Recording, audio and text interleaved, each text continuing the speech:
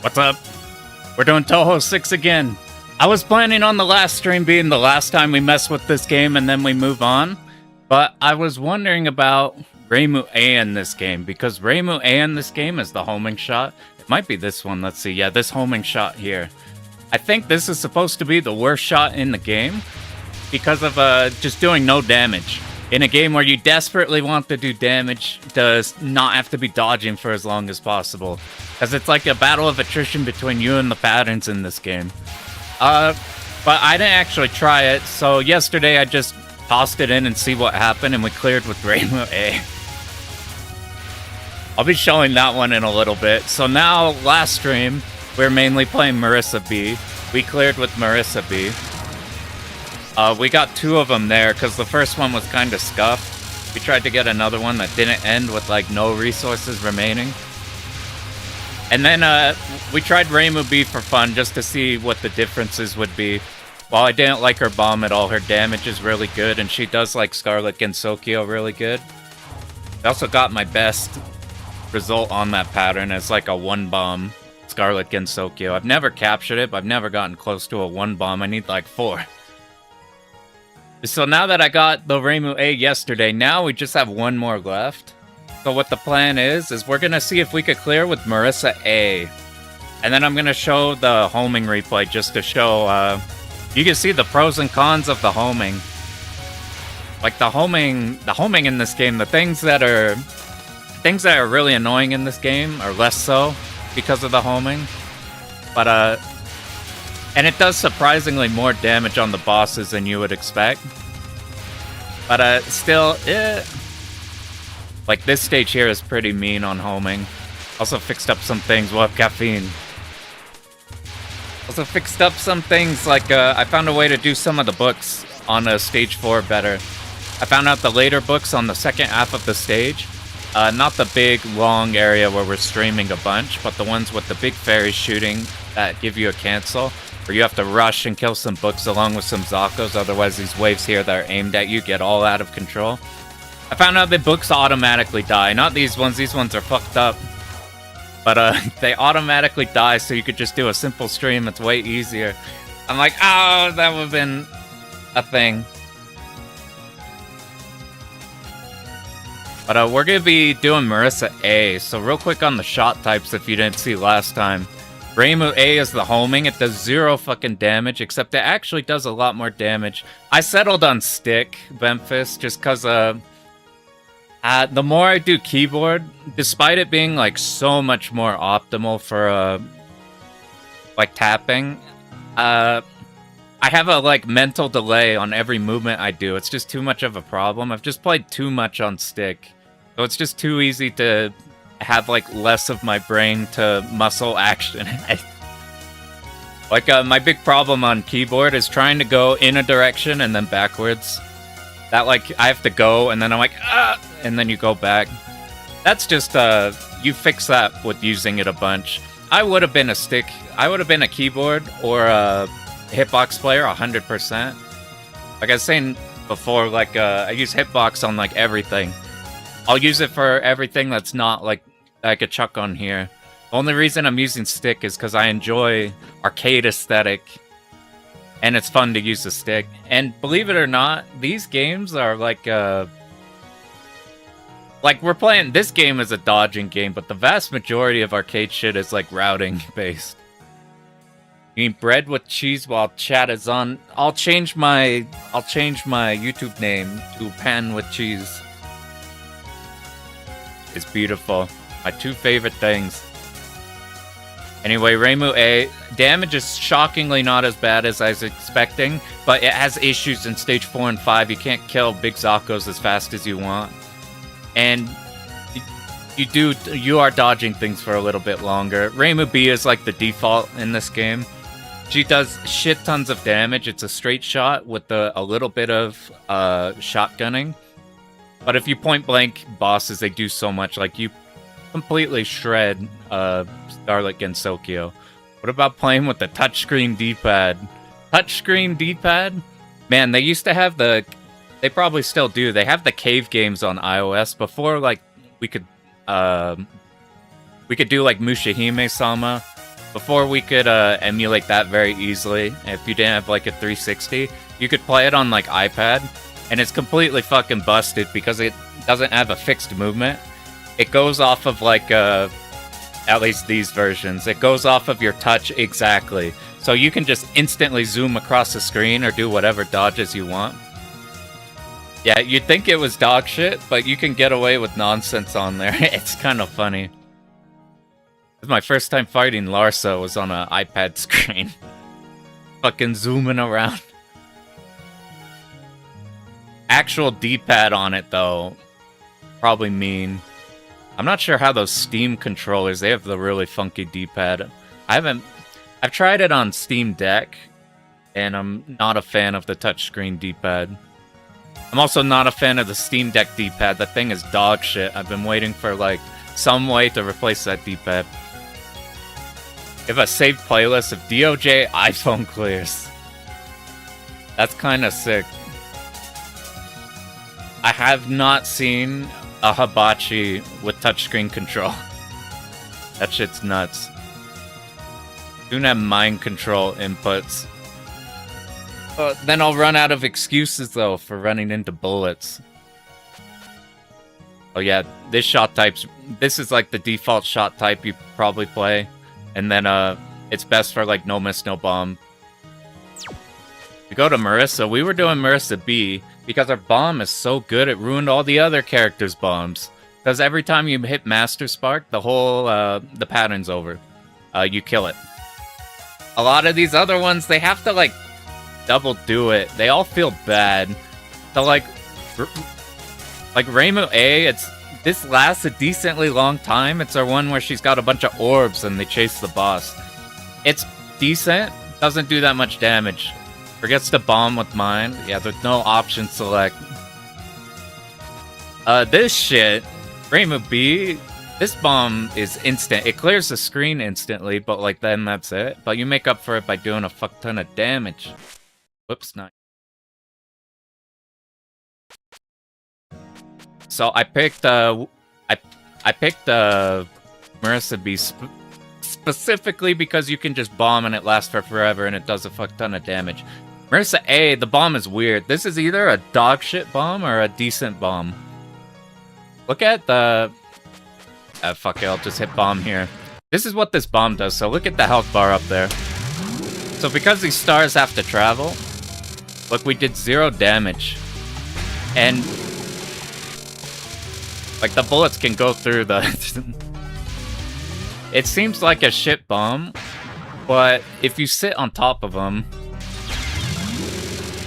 then all of them are hitting. It's still not as good as, like, the equivalent. Like, I messed with the next Touhou game, and Marissa's equivalent, where she has, like, a disco laser around her. You just sit on an enemy and they fucking die. Master Spark also just makes them fucking die, so it doesn't really matter, but... compared to this one...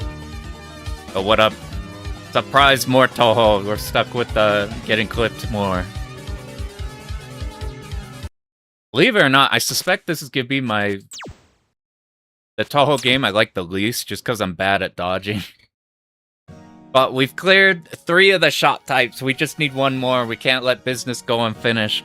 And then I thought about maybe we learn Flandre, but maybe another time. I want to do the Lunatics. I've done the extras before. Not too many of them, but I've done those before. What's new to me are the Lunatics. But here's the thing. You might like Marissa A better despite that bomb because it does so much fucking damage. Marissa A is like the speedrunning ship. It does so much damage. This is the Christmas tree one. Talking about next game, Sakia B. Yeah, Sakia B is really good. Katsui Lock-on's interesting. I could kinda see that. We should be doing Sakia B. That's what I was planning on. I ended up, we're probably just gonna play Marissa B in the next one. Just because, I don't know, that's an oddly good feeling ship.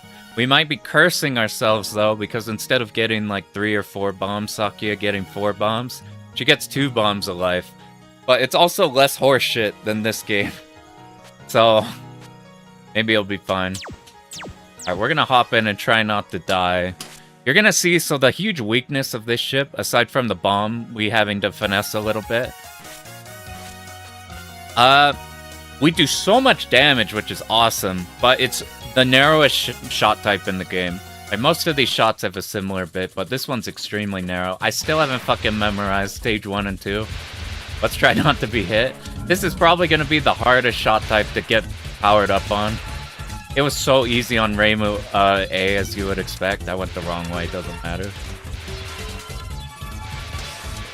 Let's try to get powered up while it's easy. You see, this is the Christmas tree missiles. Yeah, we missed so much.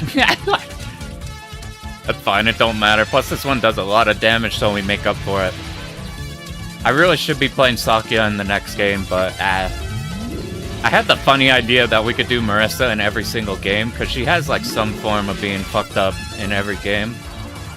But I'd rather play Sane in a UFO and in Marketeers. And potentially Reimu in maybe Reimu in Hidden Star. That's a potential one. Ooh, we almost missed the big one. We're hunting for the big one. Every single run, the last time we streamed, we would whiff on all of the big power-up items. We'll be a little greedy. I really should have routed these. When we do PCB, I'm gonna super route the first stages. Luckily, the first stage is a PCB. It's both way faster paced. Something about... So, I'll talk about this more when we do PCB, but I suspect that it's turbo fucking good. For some reason, when I played it before, I didn't like PCB that much. Going into it and looking at it, it's really good. Have some Fairy Wars. Probably some point. The mainline stuff I'm more interested in, but we probably get tired of mainline stuff at some point. I'm still debating on if we just do the versus games in order. 9, like 19, that type of game.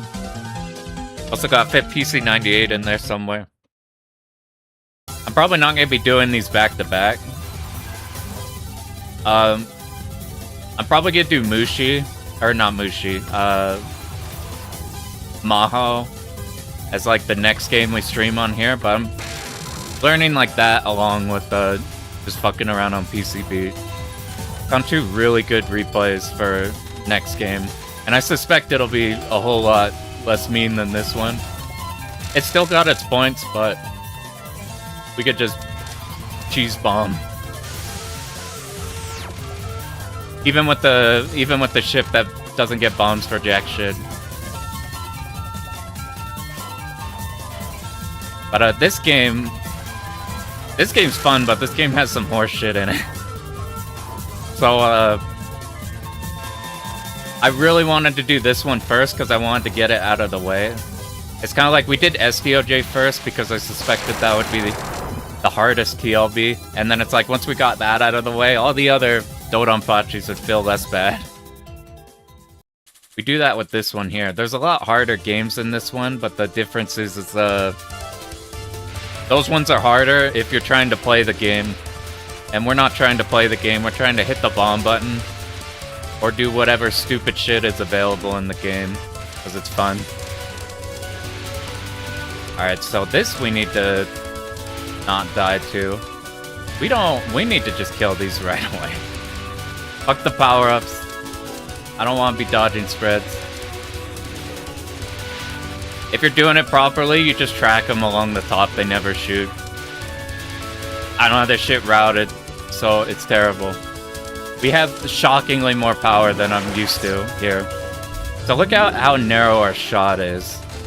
It's incredibly narrow. There's also something, I think you do more damage moving up into the enemies. I saw that in like one of Pearl's videos. Like you move up with it, you do more. I don't know how to incorporate that without fucking around with it first. But it seems noticeable on this shot, because this shot does a lot, and then if you're holding up into them, you're doing like a lot. You might actually get a reasonable amount of damage. Hopefully we don't just faceplant ourselves into Chirno trying to do the safe spot. We're gonna decide on stage 6, the Sakya safe spot, if we want to go for that or not. We just play this. Actually, maybe we could get full power. Nah, we're good. We're gonna not do dumb shit. I was getting upset the other time because we kept doing dumb shit. Left UFO. You could use the UFO explosion to delete stuff. Yeah, the UFOs I'm really interested in because I really like routing, and that's like the most routable thing ever. Alright, let's give her ribbon. I think you hold shot and you do more damage. I could be lying. Alright, now we actually have to do dodges in... Alright, where are you?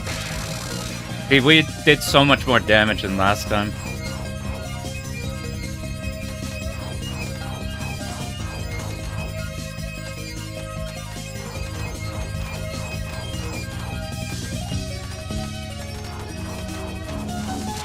I'm gonna start leaning in a lot more on dodges, because I usually play on the vertical screen, and I couldn't get the vertical mod to work with, like, Special K and a DG Voodoo.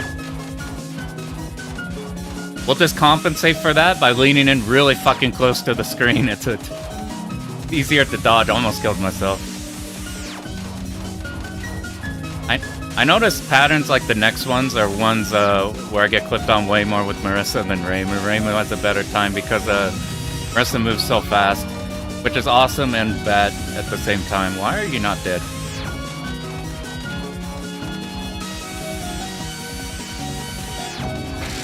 About to time that out.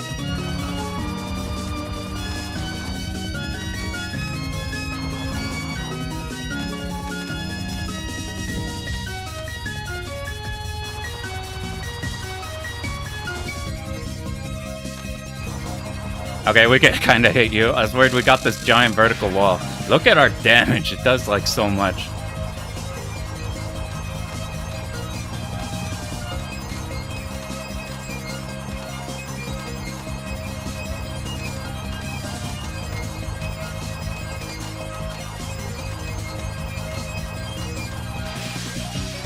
All these dodging patterns, I'm basically going to be thinking and not... Yo, what up, Kirby? Basically, we cleared with everything except Marissa A, which shouldn't be that bad. Unless we, like, fuck up with bombs. Last time we got a couple of Marissa Bs. Then we got a Reimu B at the end. Yesterday, I just threw in a credit and got a lucky Reimu A one. To go Mlem Mlem. The frogs, we're not at 10 yet. Where are we at? I have not labbed having this such a straight shot on stages like this.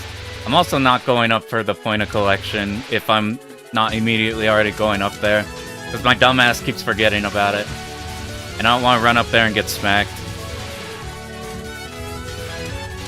Here. Well, I noticed too, I think in PCB Marissa moves faster. This might be a thing. Just as long as we're aligned with the Zakos that shoot, the spreads, we're fine. Like right here, that's a perfect... here, we might have to hold shot so our thing is longer. We maxed out. Where are we at now? Now we're just at streaming pattern. How does Reimu A fare? Not as bad as I thought, but she has some huge struggle points. I whine a little bit about her bomb, but her bomb is like standard in this game. She is nowhere near as bad as I thought she would be. I thought she'd be like one of the worst shot types in Touhou, and that's not the case at all. We'll be looking at that replay after we get a clear of this. We dodged through there and I panicked. Alright, how about you?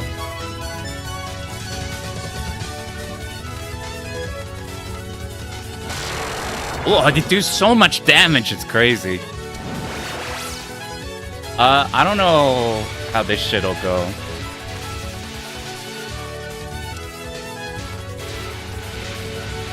We need to be careful right here. We should probably just focus and kill one of these sides. Yeah, now we can escape out this side. I'm making a big cutout here just because I want some more room. We need to kill this fairy right away and this one. We're watching for any lingering upshots. Oh, we're good. Enemy moves randomly. Yeah, it's a thing. It's less of a problem in, say, like Touhou 8. You're playing like Reimu, you're always hitting the boss, so just being under her is just more damage. In this game, though, it's such a big fucking deal because you fucking can't see where they are, and they're constantly overlapped with stuff. And everything's like a straight shot. Yeah, Mailing uses the rare fairies. All I could think of, Alice does that. Like Alice, Rin, and the Oni from 11. That's all I could think of off the top of my head. Let's see if we can just stay under you. I try moving up just to see if that's doing damage. I can't look up though to confirm whether that... It feels like it is.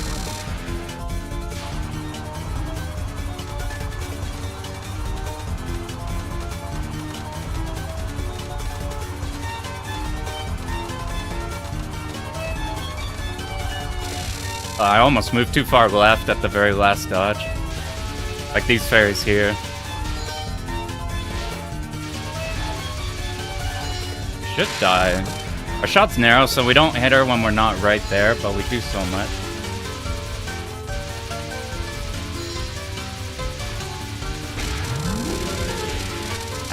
I made my escape route the left side, and then we got way too dangerous of a dodge to the left. We're gonna have to bomb this. If we're lucky, we do enough damage to skip it.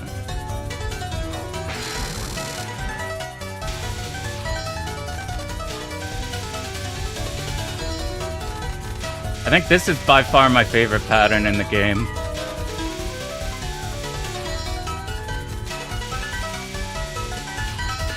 You can like order of operations, which things will be a threat when.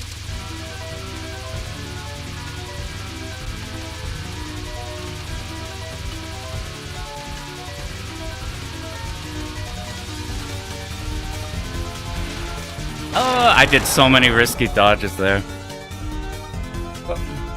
Mystic Square Alice Stage 3. We need to... Mystic Square will probably be the first PC98 one we do.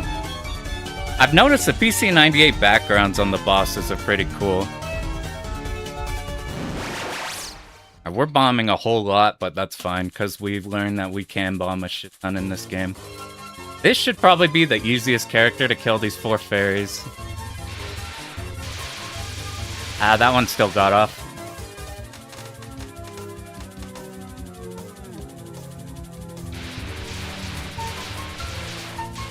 Okay, so we're trying to kill... I should be moving up, but I haven't tried moving up here. Hopefully I don't ram into something. That's the problem. I needed to be proactive there, but I wanted to use the space on the corner so I'd have more room to dodge. That's a bad idea, though. We needed to kill the... Uh-oh. Now I could just stream for a bit. This stage, I barely practice Patchouli. You get different orders and different boss attack patterns. Because we didn't practice this, that's where we're gonna die. Let's see if we could get through books for the first time. Okay, that should be good enough to carry us to the mid-boss. But now we don't have power, so we might have to bomb if this dodge is particularly hard. Which it is not. We didn't get powered up here, but right here, these don't shoot at all. If I wanted to game, we would have left not max power, and then on the next section, we could use that cancel. That's too much thinking, though. Here, we just need to stream. We just need to pass the lasers.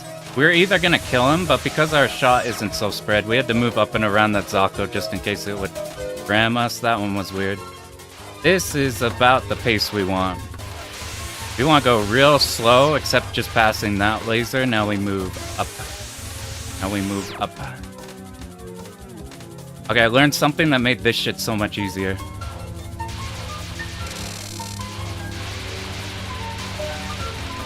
So instead of, after killing this one, rushing the other side like we did this one, we can just tap at this point because the books go away on their own. We do need to make sure you die, though. This part might be harder. I'm gonna bomb if I fuck up somewhere. I'm scared. We got hold shots so they're longer. Okay, as long as we got these middle two, I think the rest of this dies. This should be the last pair, and because they move horizontally, they can't sneak around us. Damage you for a bit, now we're here.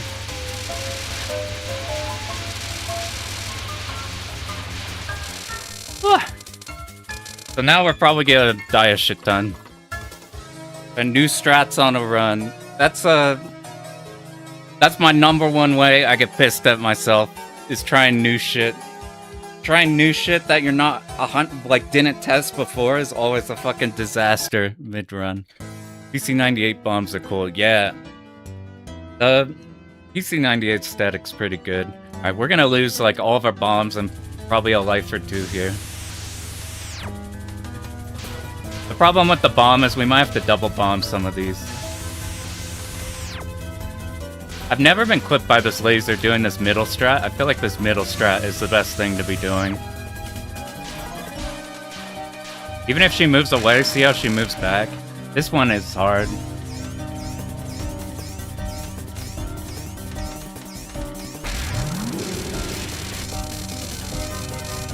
Die, die, die, die, die, die, die, die, die, die, die, die, die, die, die. Now we're back to something we know and can do.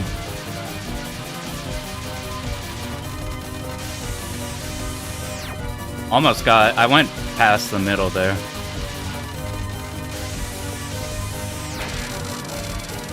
This one's a thing.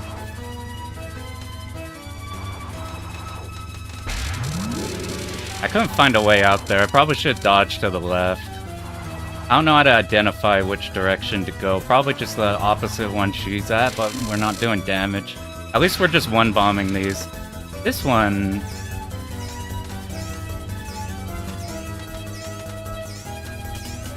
Can't get up to hit her.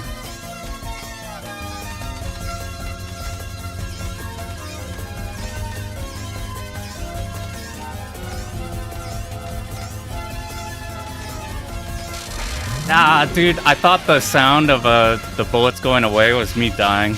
Alright.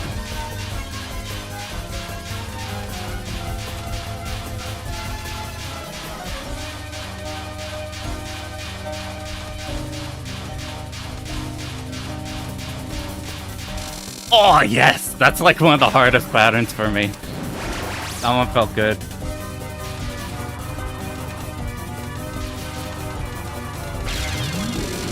That's probably not enough. No, that did so much damage. Woo! Getting Emerald feels so good. That pattern is so fucked up. Would you try the Lenin games? There's too many... I want to do, like... Aside from we did FDF, I don't really want to do adjacent Touhou games, because there's already so many Touhou games to do. Okay. Have we died yet? Yeah, you get... We're still, I think we have 2 more extends to get. I could be lying. Did we die anywhere? I think we did, so maybe only 1 extend. Uh-oh. Here's where we die. I wasn't thinking. If we can reposition, we fixed it. Alright, we're back. We're so back. We need to kill you. Wait till you fully shot. Get up here. I was getting pissed that other time because I kept fucking that one up. Okay, I think... Marissa A is really good here, because we need to kill this middle Zako really fast.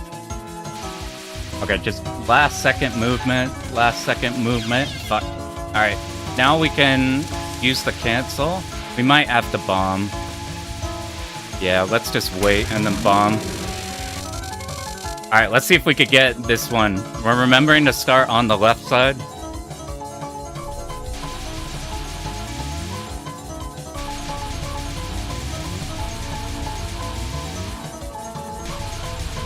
We're doing this to delay her so we can kill her at the last second and making everything easier.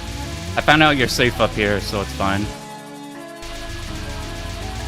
Any lower and I would die to either a knife or running into her.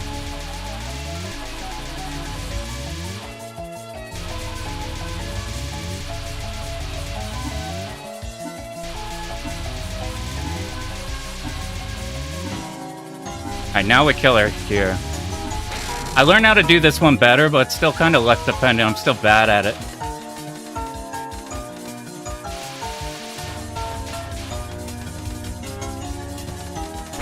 Oh, that was the way out, but I needed to be safe.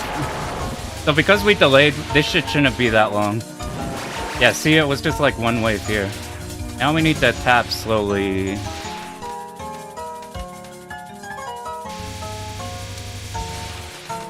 Okay, I'm kind of stoked we don't have that many bombs going into Sakya, because now we could go for dodges. Stick feels weird for shmups, action's too large. Yeah, it's a hella thing. That's why I think a keyboard hitbox, even like D-pad's technically better. It's just more fun. And I like the aesthetic here. If you get a lower, so I'm using an LS32, it's got a way smaller shaft than like a Samwa. It makes it so it's less distance. It's still like a thing. You could play this while on stick. That's it's like way more a comfort thing. Like we tried last time to pop on keyboard, and I because I wasn't comfy with it. Like it's same thing with most things. Plus, arcade shmup wise, you don't really need too psycho precision. Versus like this, you do need more dodging, but most of the dodges we fuck up here are not like they're mostly like a strategy decision or like a tactical decision of like me deciding to go to the right and then getting a fucked pattern. That wasn't, I couldn't dodge the fucked pattern. That was, I put myself in a shitty spot, and that's why it was extra hard. Those are what I notice in this game a lot.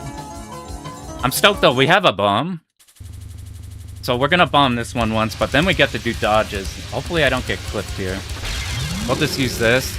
So now we can do fun dodges, now that we have nothing to lose. Actually, we might just kill her because we do so much. I thought she'd die. This one's gonna be weird. We picked the right direction, we won the coin flip. Oh, that was risky as fuck, dude. We're gonna dodge all the way around in the back. No, we're gonna go all the way. I couldn't find a way around the donuts. I didn't even know that could work, to be honest. We're gonna use this cancel because this attack is hard.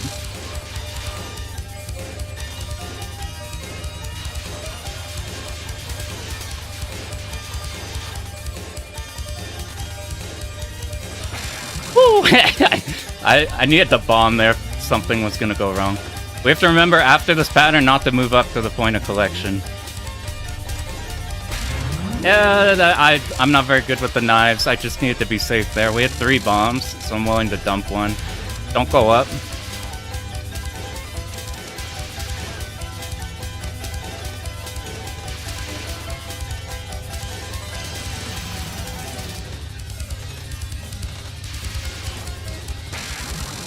Alright, now we have this hard as fuck one.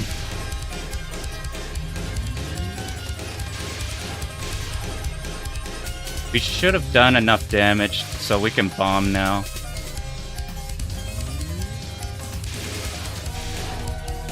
Or hear me out, what if we capture it? No, we're not capturing it. I needed the macro around the blue ones. There's no way we're microing through the blue ones. Anyway, we have a bunch of stuff. Immediate get clipped. Yeah, they're a thing. The knives have a funky hitbox. Cool. A D-pad for shmup, stick for fighting games, beat 'em up. I used to think it's crazy to be good on multiple things, but I don't know. I got my best clear, the clear for the Akai Katana video. That one was all on pad, my first time playing pad on it. We'll probably just bomb this to give us an excuse to go for the Sakya safe spot. Since you don't want to go for the safe spot and then dip all your bombs, we did that before. Yeah, we'll just bomb. Alright, I want to get it so bad. It's not even that hard.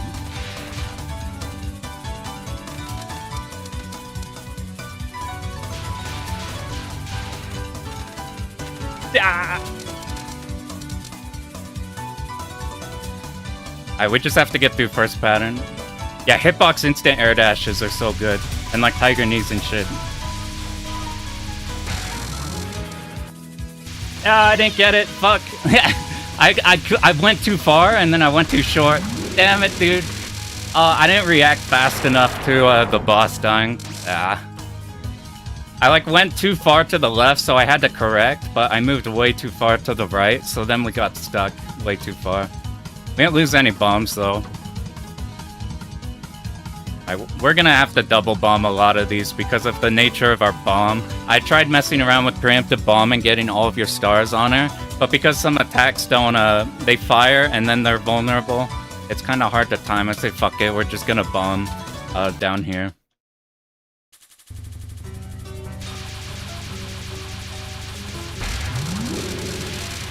That sucks. I have that happen a lot on recently. I feel like that wasn't a problem before.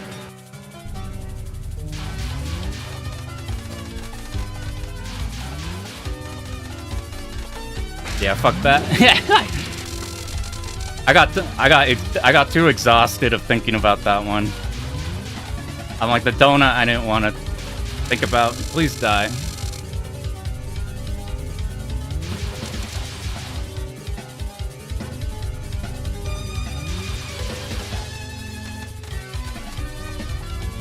Dude, look how much damage we do. Fuck this pattern too, by the way.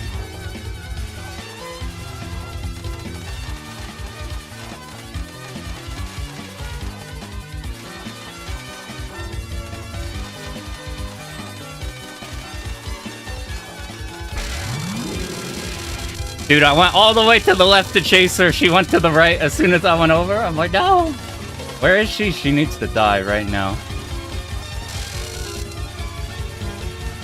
Almost went up.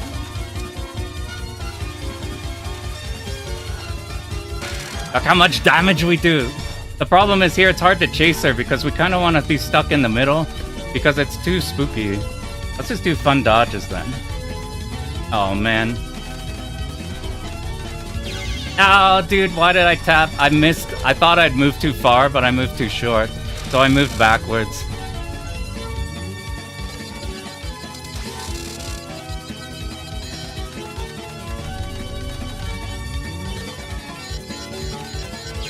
Oh, dude, fuck.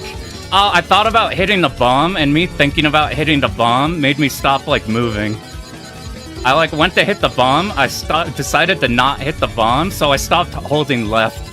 Because I was like, okay, stop doing input. Alright, please die, please die, please die.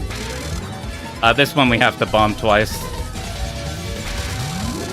We're just gonna go ahead and just do it twice. Just to get it out of the way. I couldn't figure out a way to not do it, or whatever. Alright, we need to get under you, get as much as we can while it's easy. Where are you? I can't find you. It's so hard to find you, you're a tiny fucking bat. Okay, this is... Okay, you moved right where we were. That is good. We should do... This should be easier than with Marissa B.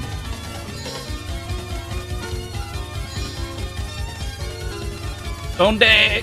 Where the fuck are you? I'm stuck in Narnia over here. Ah!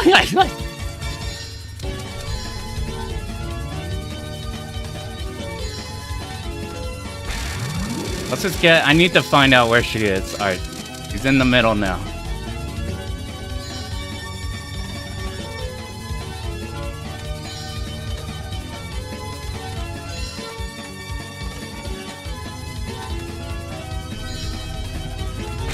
I'm just doing this because we have so many resources that I want to skip any hard part.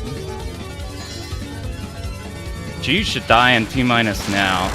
Alright, there we go. Yeah, that's not a very good Gensokyo or this fight in general. But we made it through. I was worried about Patchouli because I didn't lab Patchouli at all. I just went through her attacks once and then be like, oh, I guess we're bombing. Kitsune was sick for Eno Tiger Knee? Hell yeah. Yeah, Eno, imagine you have to do that stuff a lot. The reason why there's a boss spot indicator, yes. This is why they made Rainbow's homing better. They made a boss indicator, and they made the bosses less spazzy. Okay, so last time... Thanks for GG's. Last time, So every time you do practice mode in this game, and in Akai Katana, even in training mode, if you complete a section... Sup, Kurt? Every time we completed a practice mode in Akai Katana and this game, it will prompt you to save your replay. And I'm not trying to save every practice mode attempt replay I'm doing. So I got my muscle memory down to just skip that shit. So I went back and to save the replays of the replays I did from the last stream. And the second and third clear we did, I fucking just am yapping. And then I look over and see save your replay and I tap no. And then I go back to yapping and I'm like, God damn it! I wanted that second replay to use in a video, but it turns out the first replay is actually really good and might be way more fun of a video. So it worked out that way, but I was like, fuck, dude, I did that on 2 runs. We're not gonna fuck that up on this run. Between this and Dodonpachi, it depends if you are wanting to do Cave or wanting to do Touhou. This game on normal is not bad. I would recommend 7 and 8. 7 and 8. I'm an 8 enjoyer, but 7 is like turbo fucking good for beginners too. Those two, this is even fine on a normal. Dodonpachi, it is the easier of cave games. As in easier, minus novice modes. That shit is still really fucking hard. Like over Shmup Junkie Discord, they have a beginner curated list. Go find out like Shmup Junkie Discord, they have like a whole ass spreadsheet of games that they like for sure are like actual ramping of beginner games, and they will not tolerate Dodonpachi on that list because for like that game is secret mad hard. Japan, how you feel beating the hardest Japanese game known to man? The hard. This game, it's funny. This game is it's oddly easy just because of the amount of resources you get. I say easy. What I mean is like you can afford a fuck ton of mistakes despite how the dodging difficulty is really horrifying in this game. DDP isn't very easy, but you got bombs. Yeah, Mushi's way easier. DFK 1.5 is way easier. Novice modes of like novice modes are pretty good in a lot of the cave ones. Ultimately, the one you want to play is the most important one. And there's probably a mode or some way. Yeah, DFK is nice because of the auto bomb. A lot of players, when they first play DDP, the extra bombs you get don't matter because you probably get clipped somewhere with all of your bombs. DFK, yeah, people underrate DDP. It's because, like, if you are in the know, if you are experienced in playing these, then getting a DDP clear does not take long because you can identify really quickly how you can, like, annihilate the second half of the game with bombs. And you can just be like, I'll just get 1 through 3 or 1 through 4 really good, and then just bomb the living shit out of the rest of the game. But if you're a beginner, like first off, getting like 1 to 4 good is gonna be hard for brand new. And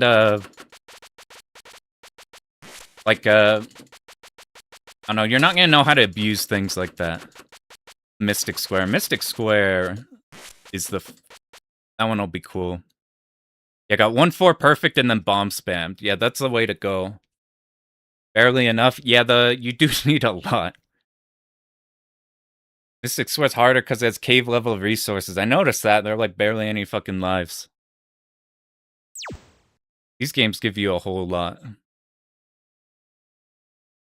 Yeah, there is a progression. But ultimately, like, the thing you want to play is the thing that's the best thing to play. People do that a lot in, like, fighting games. They'll be like, I want to play Eddie Gordo in Tekken, but I feel like I won't learn fundamentals if I do that, so I'm learning Kazuya.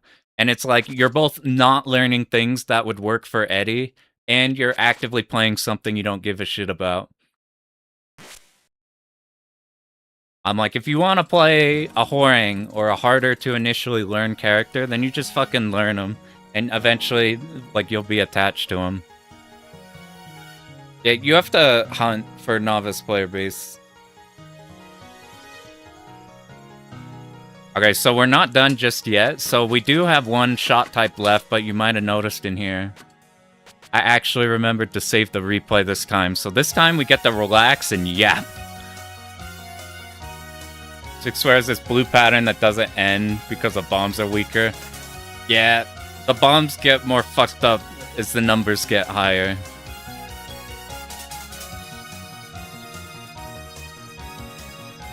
You probably have to super jump into Discord and find people for any old ones.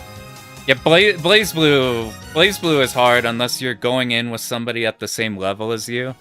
Like if you're trying to defend Carl in Blaze Blue while you're like, how do you air dash?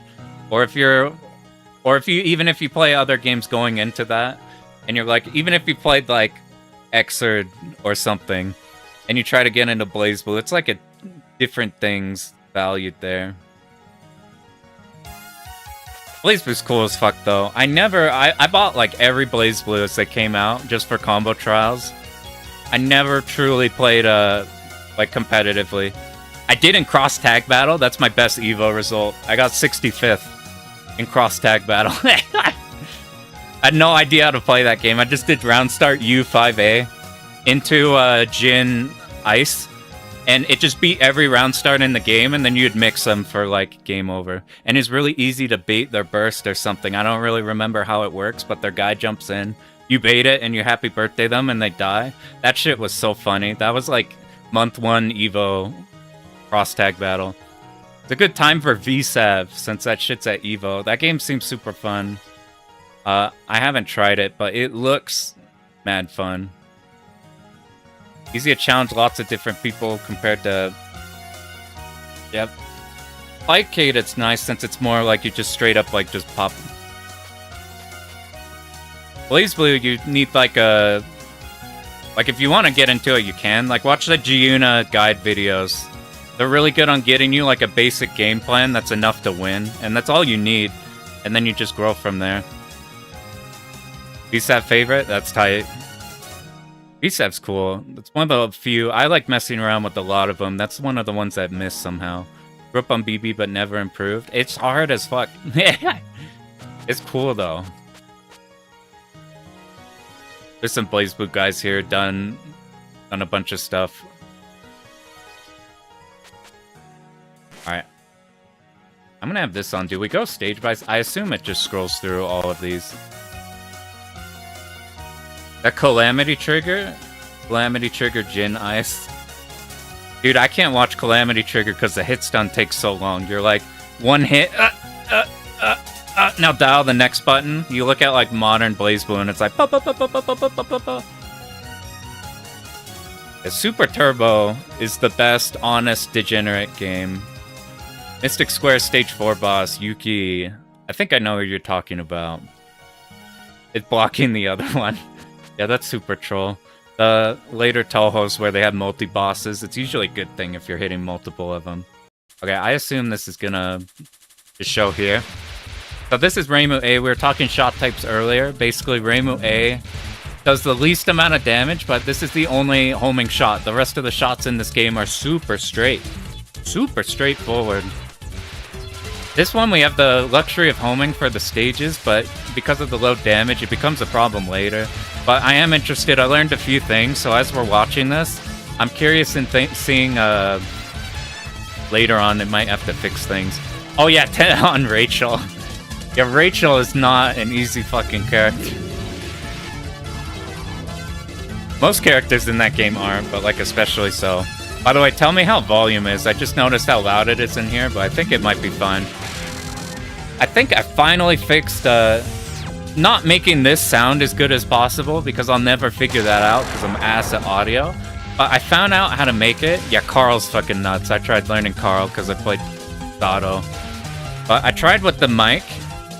I would notice in videos, some of my videos, like my Touhou one, if I, instead of talking here, would talk right here, it would now be all distorted because the the like source recording is all fucked because the Windows gain is too high and a bunch of other things. I figured out you just like dip that down in Windows, you bump up OBS gain, so you have good signal getting louder instead of shitty loud signal being shitty and loud. So I think if I talk really loud like this, I think it doesn't distort. I think it's just loud and deep.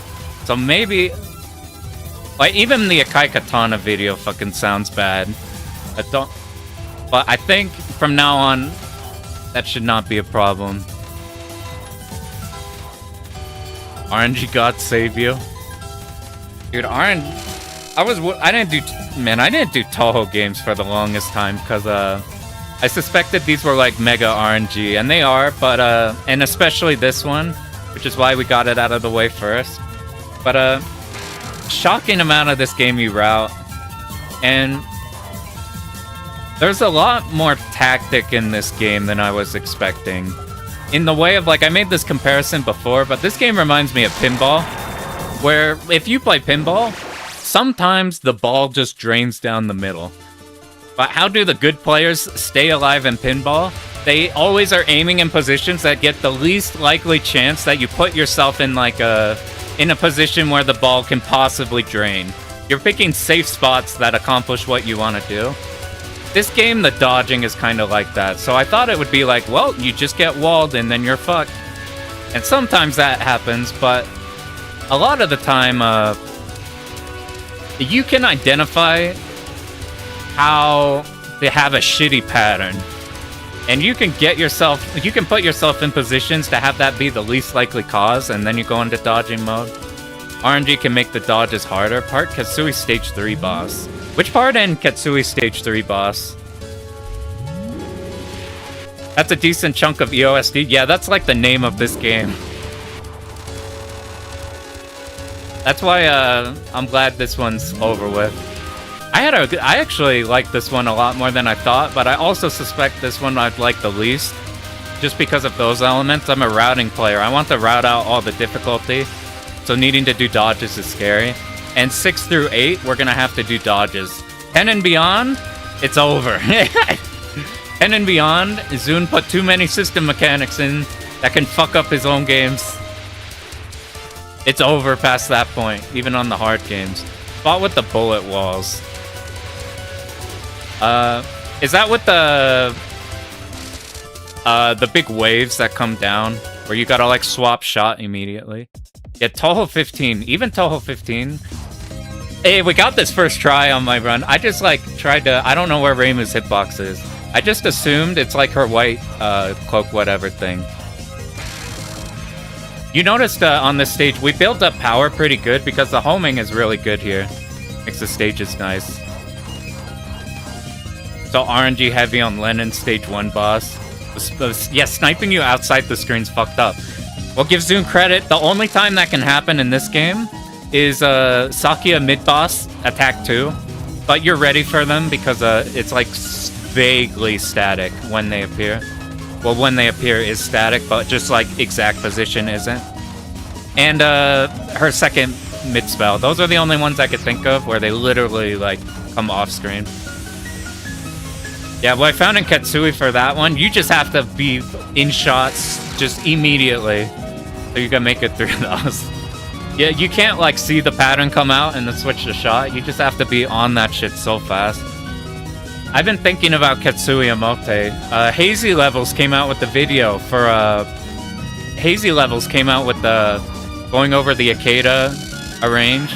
I don't know if there's a way to, if there's a ROM of that or if you need the PS4 version. There is PS4 emulation that's supposed to be decent now that I need to give a try. And by that I mean display my PS4 on here. I didn't say a thing. But that one, you can fight the TLB in a one-loop game. I want to fight Evac Doom.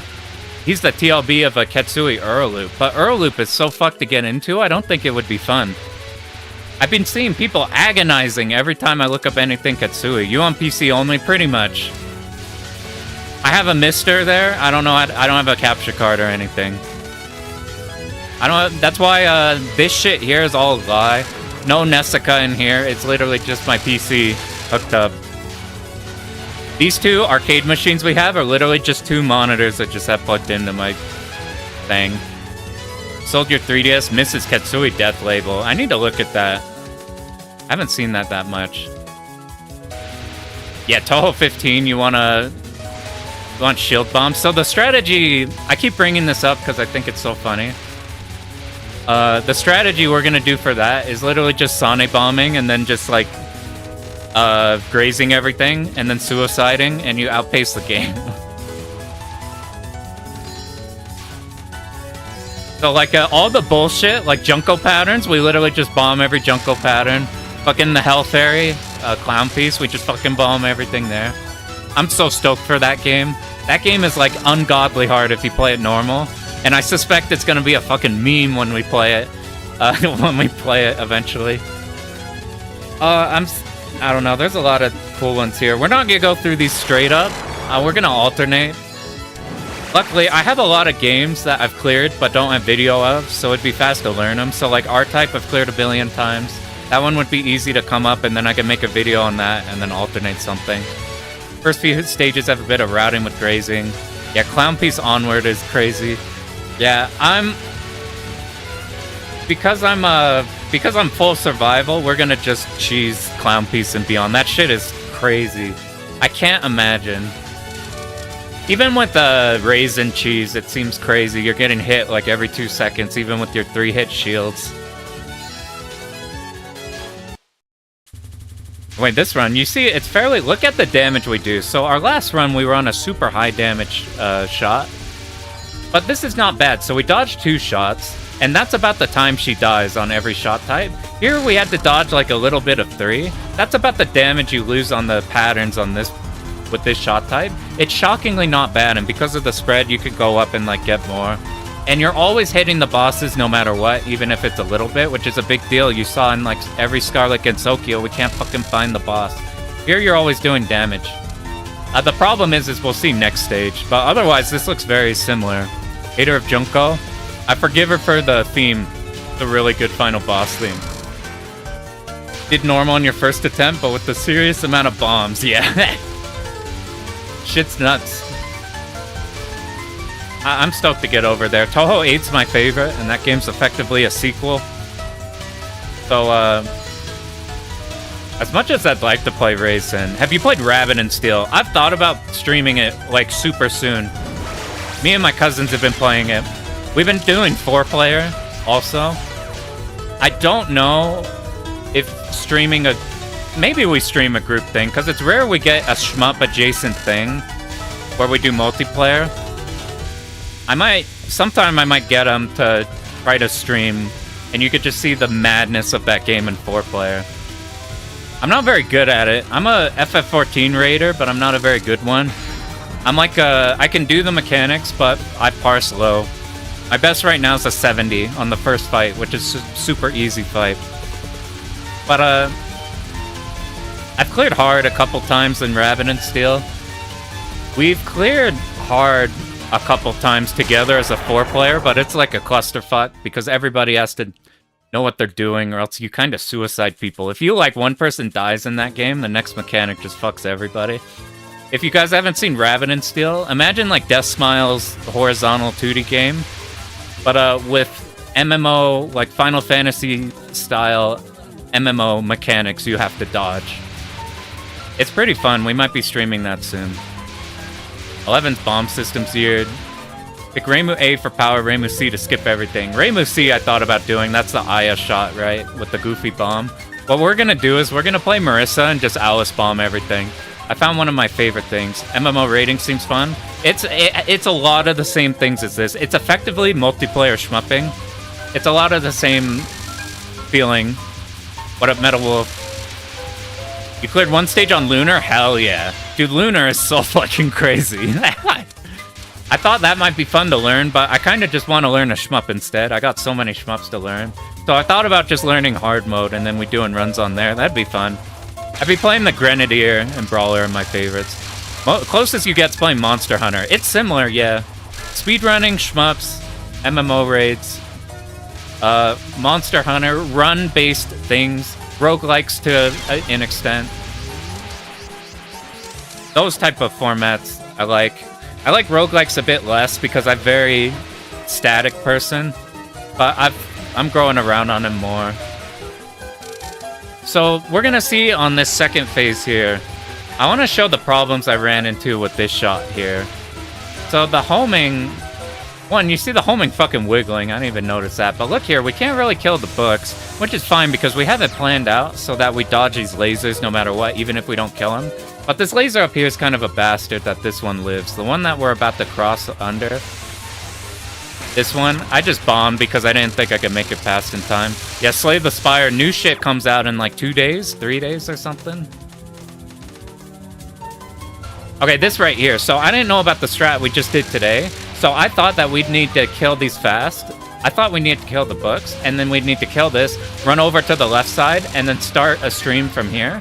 But it turns out the books go away on their own. Because they go away on their own, you can just start streaming from the right side instead of making a big movement over and having to do dodges. So maybe Reimu A not as bad on this stage as I thought. But the big Zakos are a problem. We might have missed a bomb that I had to do earlier. This stage is luckily fine. 12.8. Very nice and short. Final boss is nuts. 8 is 12.8. Is that Aya one? Is that a camera one or is that a Fairy Wars? I forget. I know 0.5 is Hisoten Soku. Fucking love that game. Downwell. I've thought about trying Downwell on the vertical cab. Yeah, Fairy Wars. I played Fairy Wars like 10 years ago. I need to look up runs of that. It'd be interesting. I had a friend who messaged me. He doesn't play Touhou, but he likes the music and stuff. He's getting into like, he's messing around with the Shoot the Bullet of all games because of the music in there. Skip the early access on Slay the Spire 2. I respect that. I did that with Hades 2. I bought Hades 2 and then I'm like, I'm just gonna wait for it to be done. The only one that that I might do anyway, just because I want to play it so badly. My favorite game, like period, like top 1 or 2 is Crosscode, and they're coming out with Alabaster Dawn eventually. Oh, that's sad there. That's like a brain dead pattern we died on. Is Silksong DLC a thing? I got the Act 3 in Silksong, but then I kind of... Oh, we went the wrong way. We're spending a bunch of extra bombs. This bomb is not as bad as I thought it was in the moment, but I was not a fan of this bomb. We bombed a lot there because I fucked up a bunch. Ultra Kill. Yeah, that'd be good. Ultra Kill seems good. Dude, wow, this run sucks. How did this shit clear? Oh yeah, I did this shit all blind this whole fight. I didn't look at the patterns beforehand because I was just kind of testing out. I wasn't expecting this run to be a clear run. So I was just kind of testing out, like, to see how Reimu A felt. And it didn't feel nearly as bad as I thought. This pattern's kind of cool. Did we dodge this one? Almost certainly not. Need to get around to Crosscode. So Crosscode, if you like puzzles, you have to like puzzles to want to play that game, because it's like 80% puzzles. What up, QQ? We got the Marissa A clear. Marissa A does so much fucking damage. I had a bit of issues with the trying to stay under the fucking boss. This is a run I did yesterday because I think who was it? Fuck. I never remember people's names whenever I like go over.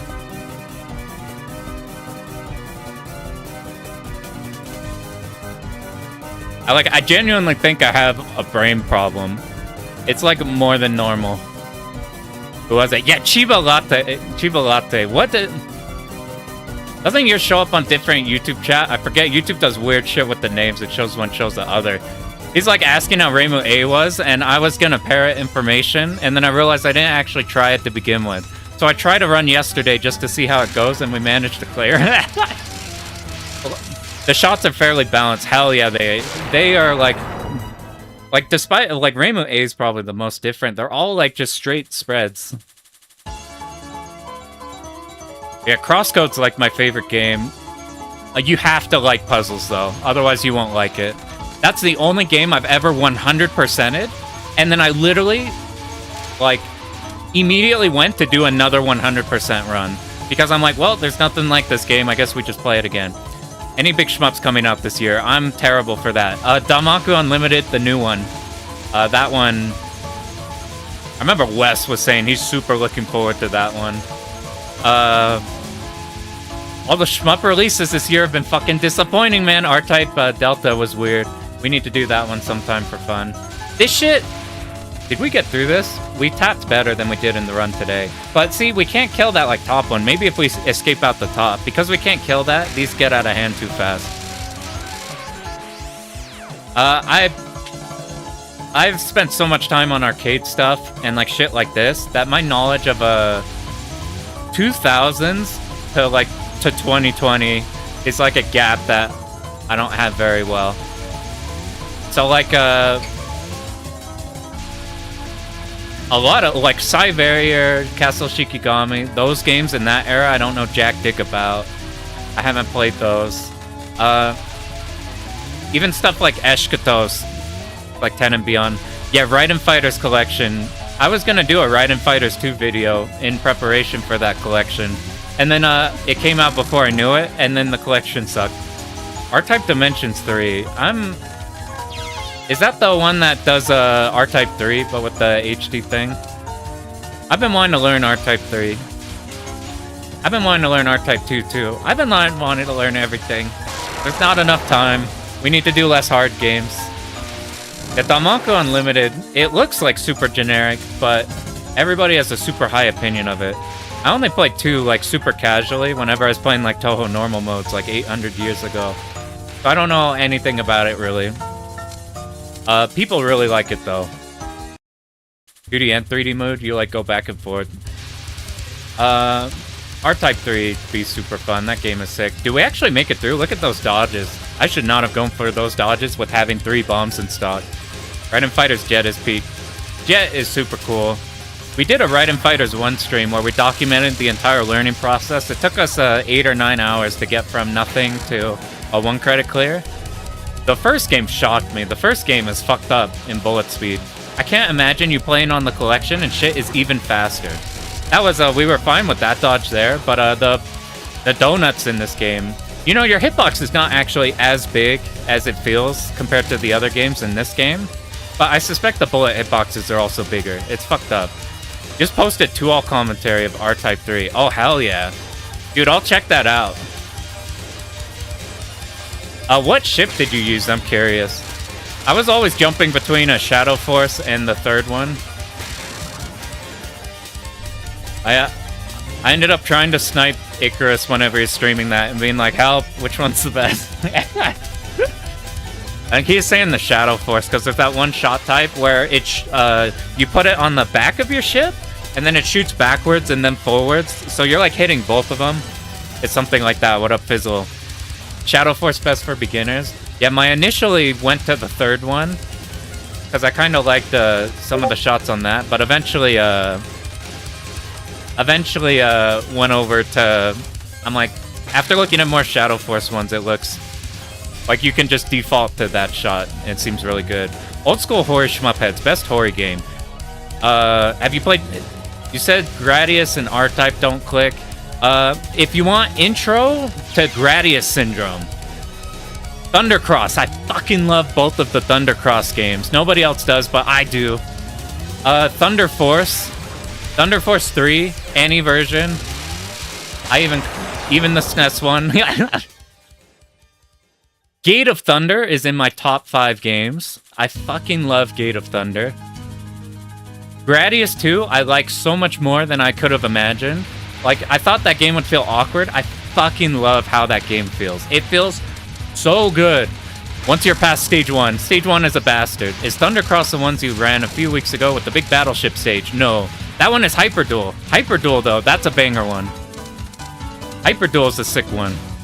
R-Type Delta. It's R-Type, but less fucked. R-Type 3 is also R-Type, but less fucked. Proteus Da. That's an awesome one, but that one's, like, really mean. Gokujo Parodius is super fucked with rank, but I want to do that one badly. SNES Gradius 3 is the one game I don't understand why I like. That game, it's because it's good. I've debated if we ever do that game, if we would do the SH patch, and if you'd do normal or arcade. Maybe we would do normal, just because that would more people would be interested in that. Oh, did I not do? I didn't do the safe spot. I'm sad. I thought we got it in this one. We didn't get any safe spots today. We got it on our first try in our other Reimu one, but not here. Ever play Twinbee? I don't want to fuck with Twinbee. Unless, I did play the SNES one, which is cool. The SNES Twinbee looks awesome. It is kind of long, but sick. And then, Twinbee Yahoo. The horizontal, not horizontal going one, but, the vertical one. That game looks really cool. I heard it's fucked up, though. SNES Gradius is a great game. Yeah, I've noticed that with the R-Type, Super R-Type. I think that game's fine even with the slowdown. The only time I've had slowdown that's like so egregious that I think it's a huge problem is in the Metal Slug games. There's ways to fix that though, and like it's also a cave thing where like you kind of want the slowdown in that game. I think it's because there's so many shitty games with slowdown that like by default you see slowdown and it's like a visceral negative reaction. It's definitely like not a good thing, but it's not as bad as a thing as you would think. Try Parodius and Thundercross. Yeah, I love Thundercross. That's if you want like an intro to Gradius Syndrome. Zezex is the best R-Type game made by Konami. If you want R-Type but less hard, X Multiply is mean, but it is not as fucked up as like an R-Type one. That game I learned and then forgot to do runs of. This is why I'm making videos now, to get myself off my ass and do games. What's some other fucking... Alright, if you have not played, we made a video on it. If you have not played... Metal Black. Metal Black, no Gradius Syndrome. Checkpoints, no checkpoints, instant respawn, no power loss. You have a bomb in the game, and it's one of the visually coolest games ever made for in shmups, and it's made in fucking 90 or 91 or something. Best slowdown ever is Escaluda Bullet Mechanic. I genuinely think that Escaluda Kakusei is one of the best mechanics in anything ever. I was thinking about bombing that, and then I just didn't. X Multiply looks fun. Yeah, it's good. There's a good replays for it. Like, if you just look at Jamer's Run, that one's good. There's a bunch of others that will do different strategies for, like, the Icicle stage that use a different strategy from Jamer's, so you can, like, mix and match which routes you like. Pop and Twinbee mentioned, when you start making videos, do a run of it. You should hella do that. I can't think of, like, a Pop and Twinbee, maybe Actane. Like, I'm almost certain, like, Chinop probably has a run of it up. But, like, I think Actane has a video of it. I could be lying. Actane has a lot of stuff. If there's ever a game that's not, like, one of the main games... So, real quick, so we're fucking at Scarlet Gensokyo. So, I thought the homing would be really good here because, you're always hitting her. We always have to fucking find her. But, it does so little damage, man. Slowdown adds a lot of interest in shmups. Turning into actual mechanic is perfect. Yeah. What I think's good about it is it's literally the perfect survival mechanic and it's the perfect score mechanic. There's games where new players like it because it's approachable and good players get bored. And then there's games where good players might like a mechanic and then new players hate it. Or, like, obviously there's preference stuff. Play Flip Phone DOJ. I need to go look at those. Those would be fun now that I have, like, DOJ knowledge. Homing is a big inner trap in this game. It hella is in this one. But, Kakusei, fucking genius. Like, people go into Escaluda, and Escaluda's easier on the end of cave games. Like, on the scale of cave games, it's on the easier end. Like, minus Final Boss. So that was Reimu A. I got that, like, blind, somehow eating shit a bunch. Yo, what up, Gunner? Shockingly not bad, but you've dumped so many bombs because you do no damage. Escaluda 2 Shinsaseri as Asagi. See if you could clear her Nomus while still being able to bomb the... Yeah, you can't. You literally have to. So, you know what I found? Let me think. There was a strategy I was looking into. Who was it? I think Maris was on, and we were streaming, and we're trying to, like, I was, like, showing how fucked up that shit was on one of our streams. And we're talking about maybe like there was a strategy we could come up with to not have to use a bomb when you go up into the safe spot. There's a way you can dodge that shit, but I couldn't get it to do any more damage, and you had to do such a risk to get up there. You literally have to dodge those two patterns. Like, you just have to do it. It's so fucked up. Luckily, Asagi makes the run-up to Shinsaseri, like, not the worst, since she kind of fucks up everything. Like, to be honest with you, the only thing I worried about when doing runs of that was, like, Stage 3 mid-boss, and Stage 4 boss can be easily fuck-upable. Smoke Scarlets and Sokyo, well... Oh yeah, this was a bait. So, what happened was basically yesterday I wanted to see how Reimu A was. And I did a run. This was a keyboard run, by the way, too. Just because I couldn't be asked to set this shit up. And it accidentally cleared. So now I'm like... Well, we cleared... Yeah, how is he doing that? I can talk easier while playing even hard games if they are a routing game. But a dodging game, I have to pause and focus on dodging. But then I'm like, well, we cleared Marissa B, Reimu B today. Earlier we were playing Marissa A live, because this was the last shot type I haven't cleared on. So this stream was playing Marissa A live and showing the Reimu A run. Stage 3 mid-boss hitboxes. Yeah, it's not... You have to visually confirm at some point. It's fucking terrifying, but you have to confirm that your laser is actually fucking hitting the turret. Otherwise, it fucks things up really bad. Stage 3, Escluda 2 is oddly one of the harder extends to get.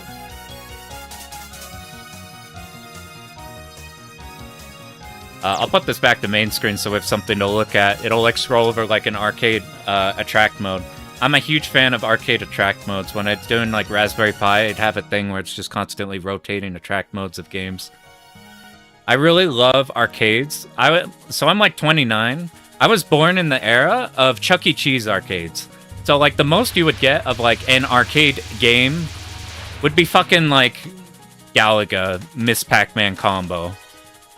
So I always wanted... There were like nickelcades when I was super young that had real games. They'd have like Battlezone or something. But I grew up too far past real arcades when they turned into like Chuck E. Cheese style redemption arcades.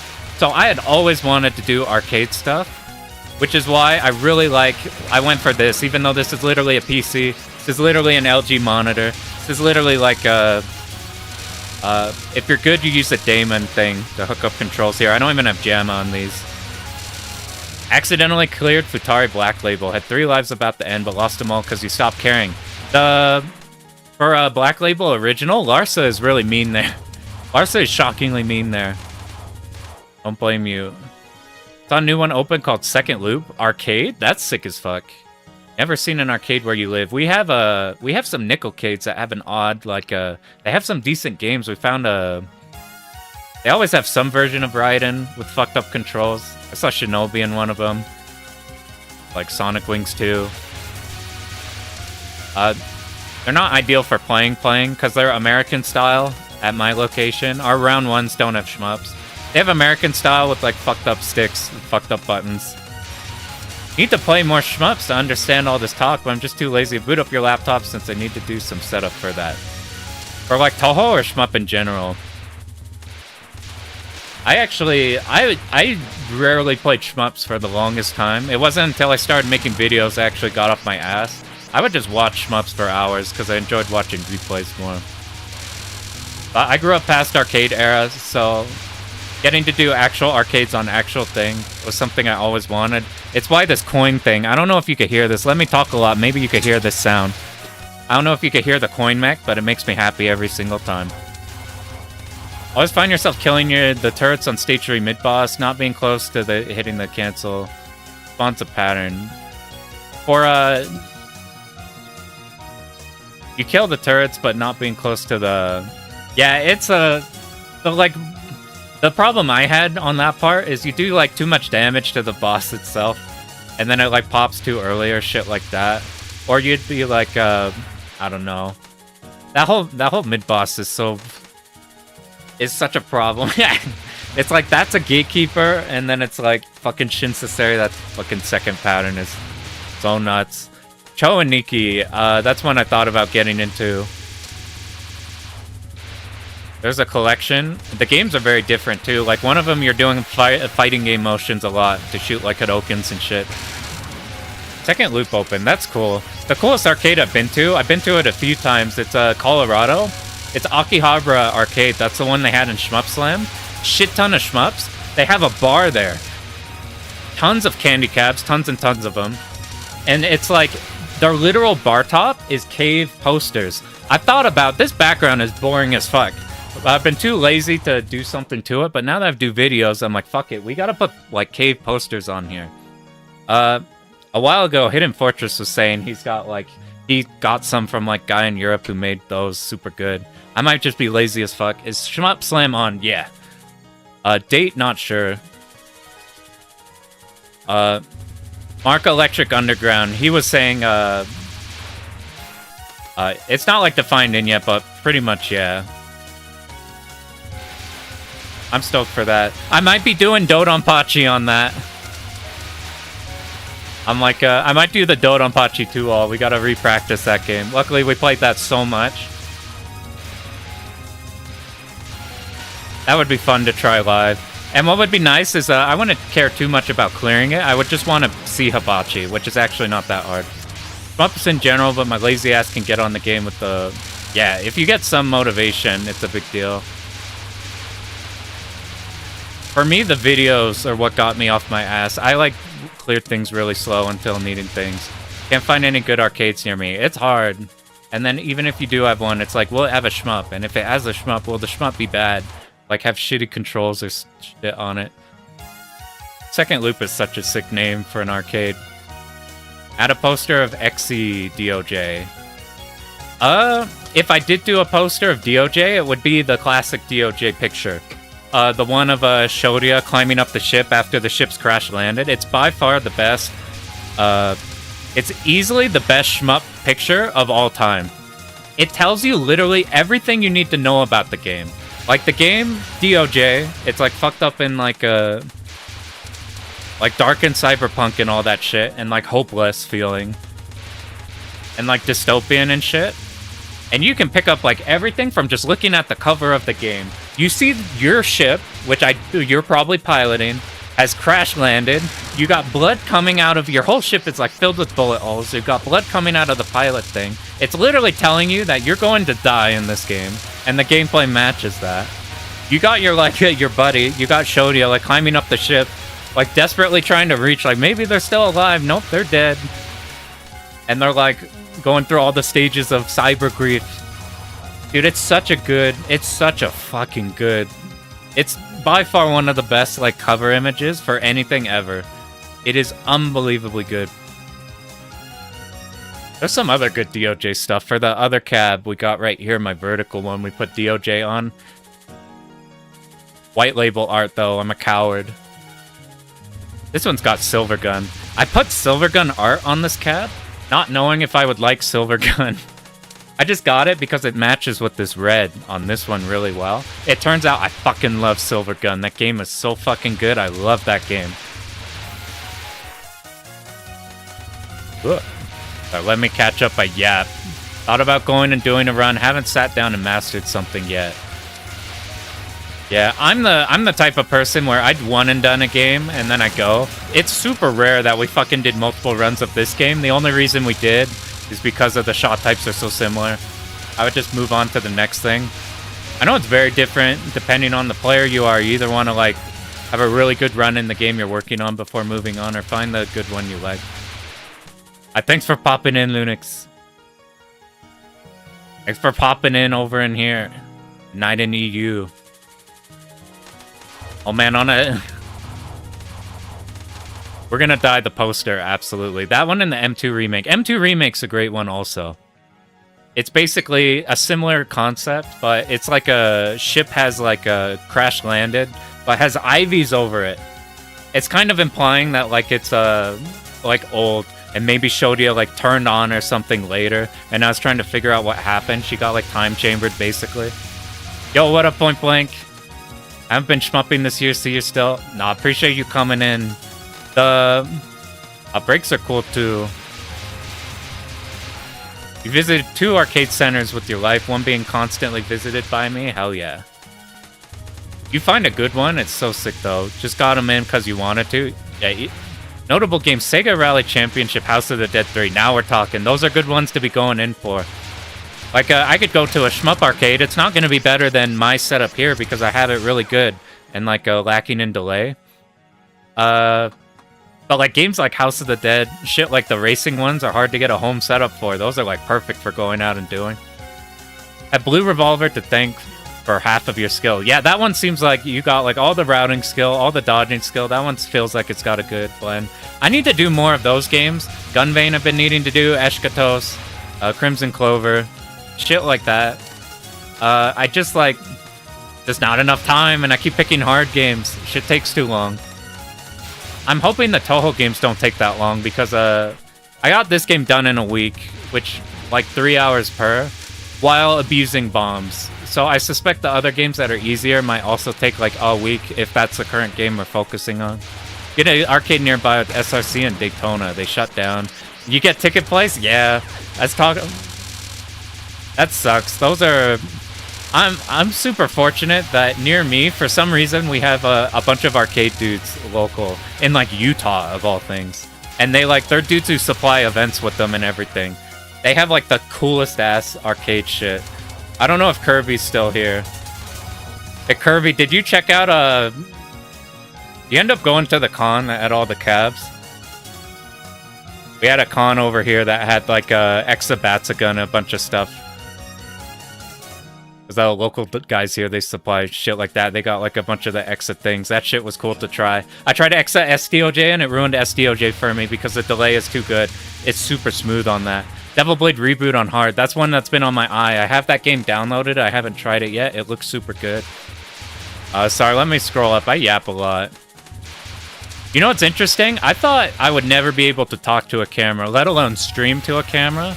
It turns out if you want to stream or if you want to make a commentary, what you have to do is you just have to yap.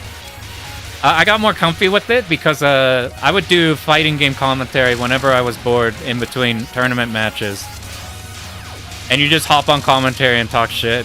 That got me more comfy with talking to nothing. As in, like, talking to a physical nothing. But talking to people who do exist, but you can't see. It turns out you just do it, and it's fine. I never thought that'd be a thing. Struggling a lot in Ketsui, died on the final boss once. Haven't been able to get back to stage 5. I have a Ketsui video. There's probably better. I'm terrified to look at my old videos, because I suspect my DOJ one is bad. I think my Ketsui one is fine.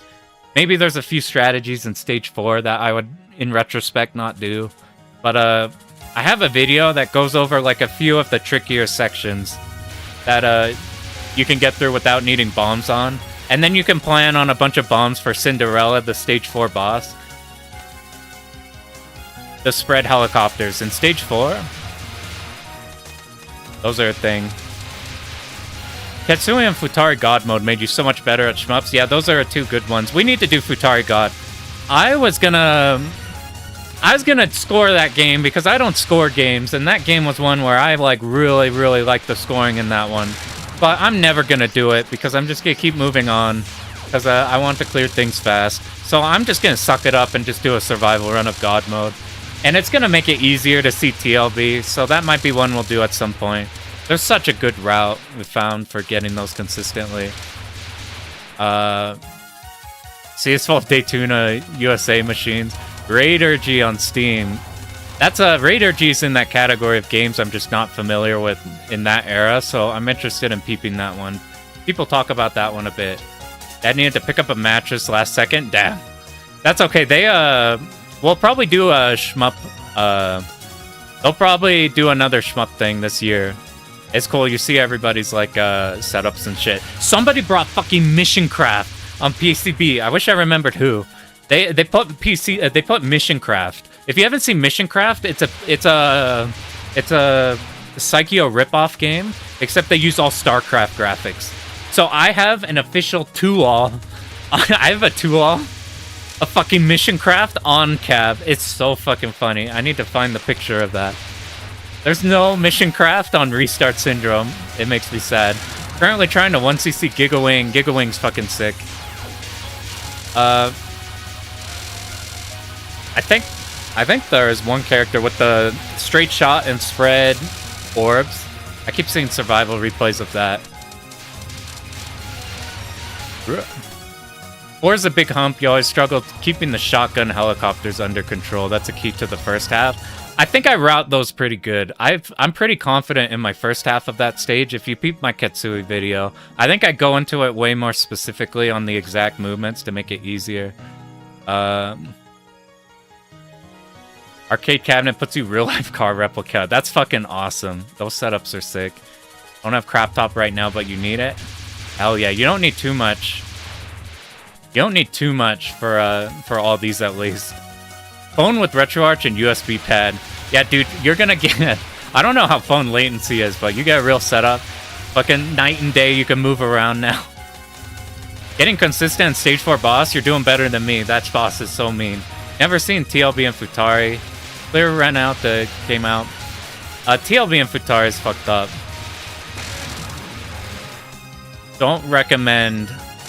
Clear went into 412 billion, came out. Oh, damn. And yeah, that game's so good. We gotta do stuff on that. Do a video about it. Do a video about Futari God. We had hella do on that one. Ketsui's guide is good, except the Stage 5 Panzer ship boss. Before the boss, there's a bunch of decent strats to deal with it. Yeah, I think that one could be better.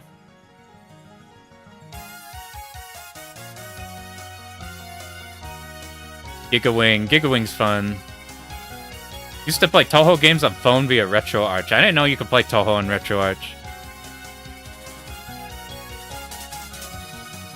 Yeah, that one. I always feel weird making the survival videos because there's always going to be something better. Like right after I just made the Akai Katana video, I thought about exploring more of you can be in stance while usually like you'd build orbs, go into stance, shoot off katanas later.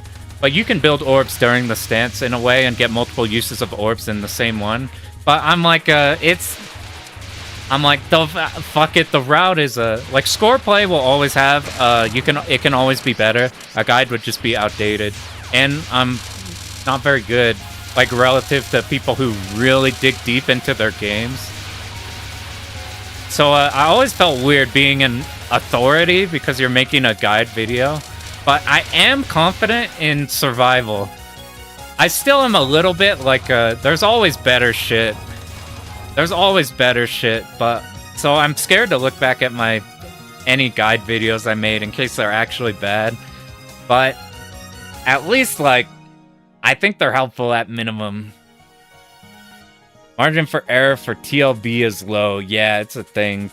PC 98 games. Win later. With touchscreen, that's cool as fuck. Getting 1cc on the easier Windows games on win later. That's pretty tight. RetroArch could play PC 98. Yeah, I tried out that because I wanted to try some with like RetroArch CRT shaders. Now though, you can play it on that thing. I think there's PC 98 on Mister. I could pull that out. Akai Katana Shin, second half stage 4. So I routed that shit really fucking tightly for my thing. The movements I did in that video are pretty you can get those like really consistent if you have trouble with that second half. Because that second half, I was like, there's no way you can just casually wing it. That shit is fucked up. So I made sure that shit was like a very, very static movement. Except for the end. But the end is like, even if it's like timing's a little bit different on when you like shoot for like either all these helicopters before the very end or like as the big enemy comes in, you get resources for it.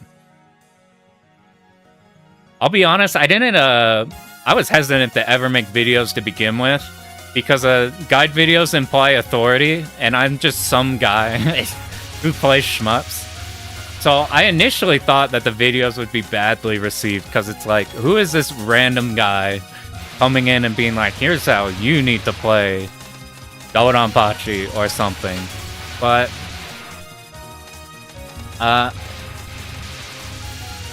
I don't know. Excited for Tekken Season 3. Yeah, I started learning Armor King just to learn something new because I missed out on them. I'll probably play more of it. I don't know if I'll compete just because I'm Maybe. I don't know. The stress of competing versus, like, I'd rather just be learning a shmup than, like, grinding out for marginal increases in ability. So I'll keep going. I gotta keep going back. I yap a lot. Guides are great. Get an initial clear. Looping and master a game, you have to grind hard no matter what. Absolutely. Like, picking apart, even, like, picking everybody's replays out. I thought it'd be weird making a guide video if somebody else has already made a guide video. I almost didn't make a Kai Katana, because there's the Control Monsters video, who made a survival video on it already.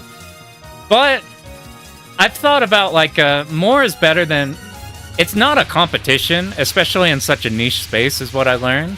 Like, let's say there's two guide videos for, fuck it, Sky Soldier. If you're a person wanting to watch a guide video, do you, of like anything in general, you don't just, you might click the top thing, but like you go down the list of like, if you're trying to learn, like, I haven't played Monster Hunter before, let me look at Monster Hunter guide for like Longsword. You're probably gonna watch a few guides. I think they also cross-pollinate. So like, let's say you watch like my Dodonpachi guide, maybe like somebody else's Dodonpachi commentary gets recommended in that. So there's like a good feedback loop where they help each other. So I was worried that I think like it's a win-win because people who are looking for guides have more available, like maybe they like something in mine and don't like something in mine. They could take out somebody else's something that somebody else did that they like. And like and for like the creator side of things, like maybe my stuff gets recommended on their stuff gets recommended on my stuff. Them looking for maybe my videos, maybe their shit pops up there too. So it's like, while this shit is like shmups, it's so niche, we don't have to actually think about like wide scale like YouTube like algorithm shit, because we're just doing this shit for fucking fun. I'm like, but that is something I've thought about for like making a guide when somebody else has already fucking made one. That's a good there. Commentary explaining and helping understand how to do parts is just important. I appreciate that a lot. Appreciate that, QQ, because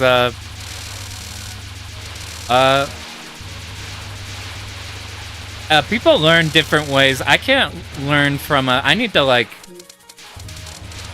I can learn from visually looking at the replay, but it's just because I've watched so many fucking replays over the years. I get comfy with it. If you don't have an explanation, I remember when like if you're like let's say you are not familiar with the idea of rank, like that is not a fucking intuitive thing. That is not a fucking intuitive thing at all. Like it to like learn about to begin with, like even know exists or whatever. I'm like, because I've had a few. What's something like that? I had an example of. So I recently just watched a Touhou video about like the death bomb mechanic, and now I know I had like wrong info on the like exact frames of it. I didn't know exactly how the Touhou 8 ones worked, and now I do. It's like having that explanation for like shit like that. That's like super. Like, you can't visually gain unless you're paying really fucking close attention. Yeah, it's hard to find... Yeah, I don't know. Need multiple guide videos for whatever game, so any route. Yeah, that's what... Like, when I'm hunting for routes, I always have, like, a shit ton of them, and then just, like, comparing. You don't know how you learn. I've thought about making a... It's person to person. I'm the type of person where I don't like playing games, I like learning games. So it's like learning I love, execution grinding I hate, and then actually doing runs I hate less. I started liking them a lot more because I used to treat them as like a final exam, just a thing to get over with and done. But the streams are super fun. So that's why we stream all of the clears I do now. But I'm that type of person.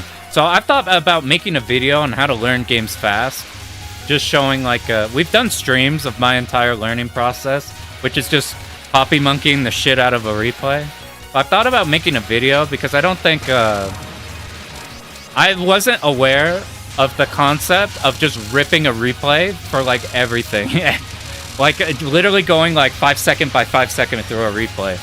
And it's probably really boring to a lot of people. But for me, who like I want to have the thing, learn the thing, and then have the thing that works is something I really, really love.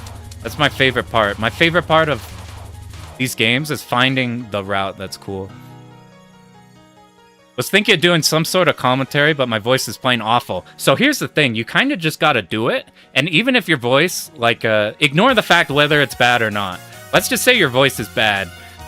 You will turn it into a good, regardless of if it is literally technically bad. I have always hated my voice, and I don't hate my voice anymore. Like, you just talk. I used to really dislike my voice on voiceover. That's one thing why I never did like shit like this for forever. You just kind of talk, and then it's like, it works. I don't know how to explain it. You just kind of do it. There are a lot of extremely good voiceovers on YouTube from people who you can technically be like, if that was my voice, I would probably hate my voice. But you as the viewer don't care. In fact, you might even like prefer that type of voice. You love about Touhou games the amount of information documented. Yeah, shit like Touhou and like praise be everybody like Icarus and things, like people who have extended information on like Garaga and like a Batrider and like everybody who puts information on Shmup Wiki. I'm always scared of being wrong or being bad, so I won't contribute to Shmup Wiki because I'm afraid of misinformation. I worry about putting out misinformation in my videos, but luckily for survival, like, even if it's bad, it at least got me through it, so, like, there could be something better, but, it, at minimum, I know works. Oop. I yap so much. I'm trying to catch up. Totally great community. Try to give dig up info on strikers, too. You have to go in, like, STG Rev Discord, where the super gamers are, and start asking around there. And some guy who will like have two-all every single ship will just be like, oh yeah, you just do this. Touhou 16 was one of the hardest normals for you because releases it, death bomb, and mess with your instincts. We have a replay for that, which routes the releases to automatically replenish releases. So I'm interested in that one. I haven't actually played that game for real. I did like one blind run when it came out. But I have that routed. I don't know. I'm so stoked that once we get to the games that we can just fucking destroy. Because the systems are too fucked up. Up is like coding in a sense of I stole your code. That's not... Yeah. Yeah. If you want to learn fast in shmups, you do the Stack Overflow technique. Of you just look at somebody who's done it and then you copy paste that. Even info on bullet hitboxes. That's... Just going even to character hitboxes is where I learned how fucking crazy the hitboxes are. For like, so this game, 5x5 pixels for both ships. And then like, slightly smaller, like 4.4 for like a Marissa in Touhou, like 7.8. For some reason, fucking Marissa in Mountain of Faith and like other game has a fucking 7x7 pixel. Reimu's like 4x4. And then Marissa is like fat Toaplan ass hitbox. We're still gonna play Marissa because she's fucked up. Picking up Futari 1.5 Maniac on and off. Really difficult to copy runs because no commentary. 1.5 is a weird one to do too because of the scoring mechanic. I've never really understood that one because I prefer mechanics like let's just say Kakusei Escaluda. Build up a resource, you reach a threshold, you can now perform your scoring section or whatever, your Kakusei on that section. My issue is with games with a very like by this point it's really hard to control your exact amount. So like 1.5, wait, is 1.5 Maniac the... Maybe I'm wrong. It's not the green and blue flipping the numbers based off the digit. That's the one that takes like Futari God, right? That one, you have to pay attention to the fucking bar at the top left of the screen at all times to find out when they're using shot or laser, because it's so hard to tell. Like, if you pause it, you can identify, like, look at a fucking magnifying glass, okay, he's using shot here. But you have to just pay attention to that bar at the top to find out when your replay is using shot or not. Like, thank Christ, like, Pee-wee made a video of their route of a Mushi Maniac for just original Mushi, and they put the inputs there. Thank Christ. Touhou 16, you want to stockpile resources for early stages and then bomb for bomb grazing. I think that'll be our plan whenever we fuck with that. Damn. I'm so far behind I have to scroll up. The info thing is huge and shmups like Pro Gear. Really long wiki pages, don't have detailed... Oh yeah, I still don't know how to do the diamond reaction on stage 1. I'm probably gonna message Wes at some point and be like, help! How do you do this shit? I never figured that out. It came out in Callus Cup and I just gave up on it. Reimu can bomb graze for a second. That's sick as fuck. Aya Chirno can misdirect bullet canceling bomb. I thought about doing Aya just because she's different, but the replay I saw was Reimu, just showing how Reimu could fuck the game up. Marissa can't do it at all, sad. Convinced Lunatic challenge runners aren't human? Yeah, there was a discussion on one of the Discords about like Lunatic difficulty versus say like a Cave 2-all. And while I think this Lunatic is harder than most Cave 1-alls, this Lunatic, no challenge, is so much easier than Cave 2-alls. It's not even... Like, Ura 2-all, which I thought was one of the easier Dononpachi 2 loops, took me like a month of grinding a bunch just to get it fully down. This shit took a week. That said, we did bomb a lot. And it's way shorter than that other one. But the challenge runs of this game, like, no bombing this game is fucked up, man. It's fucked up. No miss, no bombing is, like, inhuman. No miss, no bomb of this game shoots up way higher than any of the 2-alls, in my opinion. UFO challenge runs are insane. I haven't even seen any of those. I'm so stoked to do UFO, I want to route. Bad at following replays. Doesn't work on every people. It's definitely like it's definitely like how you learn type of thing. So like that's why I bring up that I'm like the training mode type of person. Like for me, the copying replays bit by bit is what works for me. But there's so many styles. I haven't done original or Maniac on Futari, 1.5 or Black Label. Pick Black Label Reiko if you want to make it easier. You do fucking absurd damage. It's crazy. Yeah, 1.5 scoring 1 with the red bar. You just have to be looking at the red bar the whole replay just to figure out when they're using shot or laser. What you do is work out 80% on your own and look up routes. Yeah, that's a good approach. You get more comfy with, like, enemy positions, too. Because you literally have to, like, encounter and think about them and develop a thing. And then when you look at replays, you have the context of, like, this is how this person now deals with this section. I usually learn, like, a stage using one replay, and then I'll go out and look at everybody's replays and see if there's better shit to do. Reimu and Hidden Star, most versatile shot there. It seems good. Similar spread to Cheetah's Icicles from Bat Rider. I think that's a shot type I would be doing. It'd be like Reimu Winter. I think Pearl said that Reimu Winter was dick versus like the Siberia shit you're doing with Autumn, but or Fall or whatever.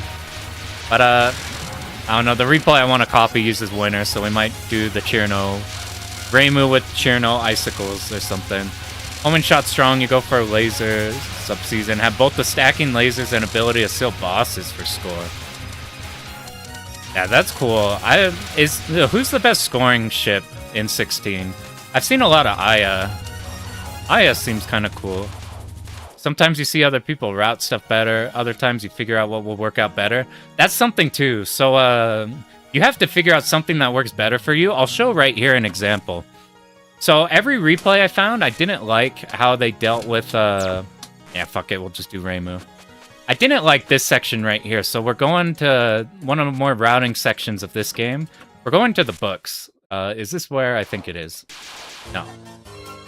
By the way, if you're not playing Touhou this with Touhou Prac, any of the Touhou games, you're killing yourself. Look at how nice this is. You don't even need to make save states because they have the perfect save states at every single point you want. Anyway, I think this is here. So this section here.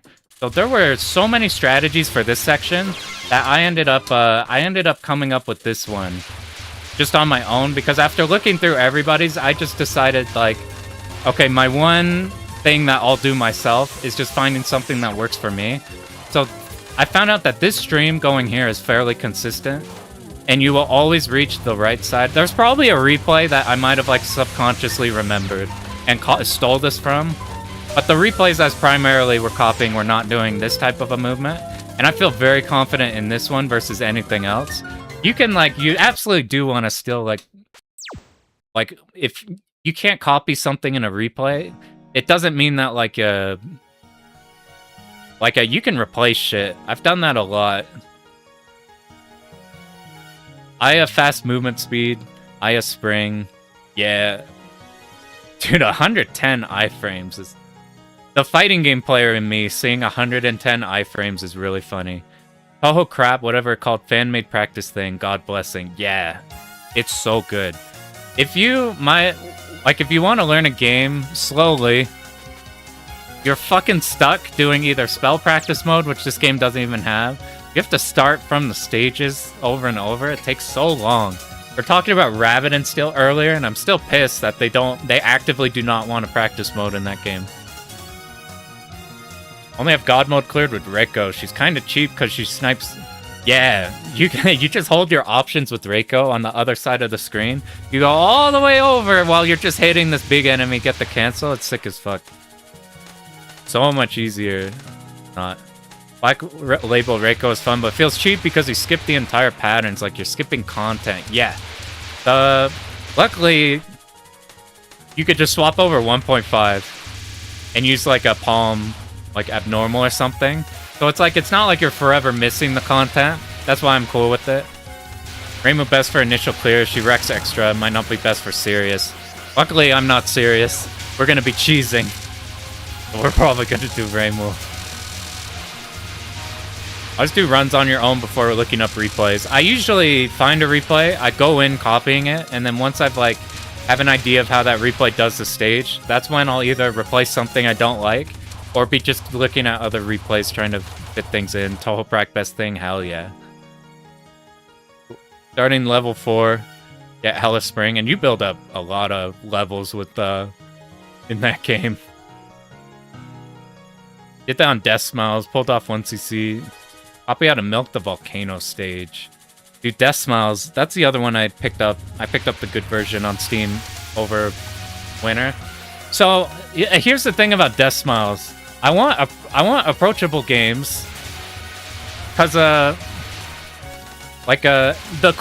hard games are fun to like have a video on, because people who are not at a point where they could try the hard games, it's cool to see like what those are like from the perspective of somebody playing them. But for the guide videos, I think the hard games are less important to have the guide videos on, because less people are going to be interested in like a Zatsuza run of Black Label DFK. More approachable things like Batsugun will apply to a huge, wider like amount of people. So I've been thinking about Death Smiles. I was gonna do a Death Smiles level 3 run where you do everything. That would be like the hard run. I might also do, if we do that, I might also do a video that's literally, here's the easiest way possible. Going like with the level 2112, like thing like that, make it the easiest possible route, playing like Rosa or something.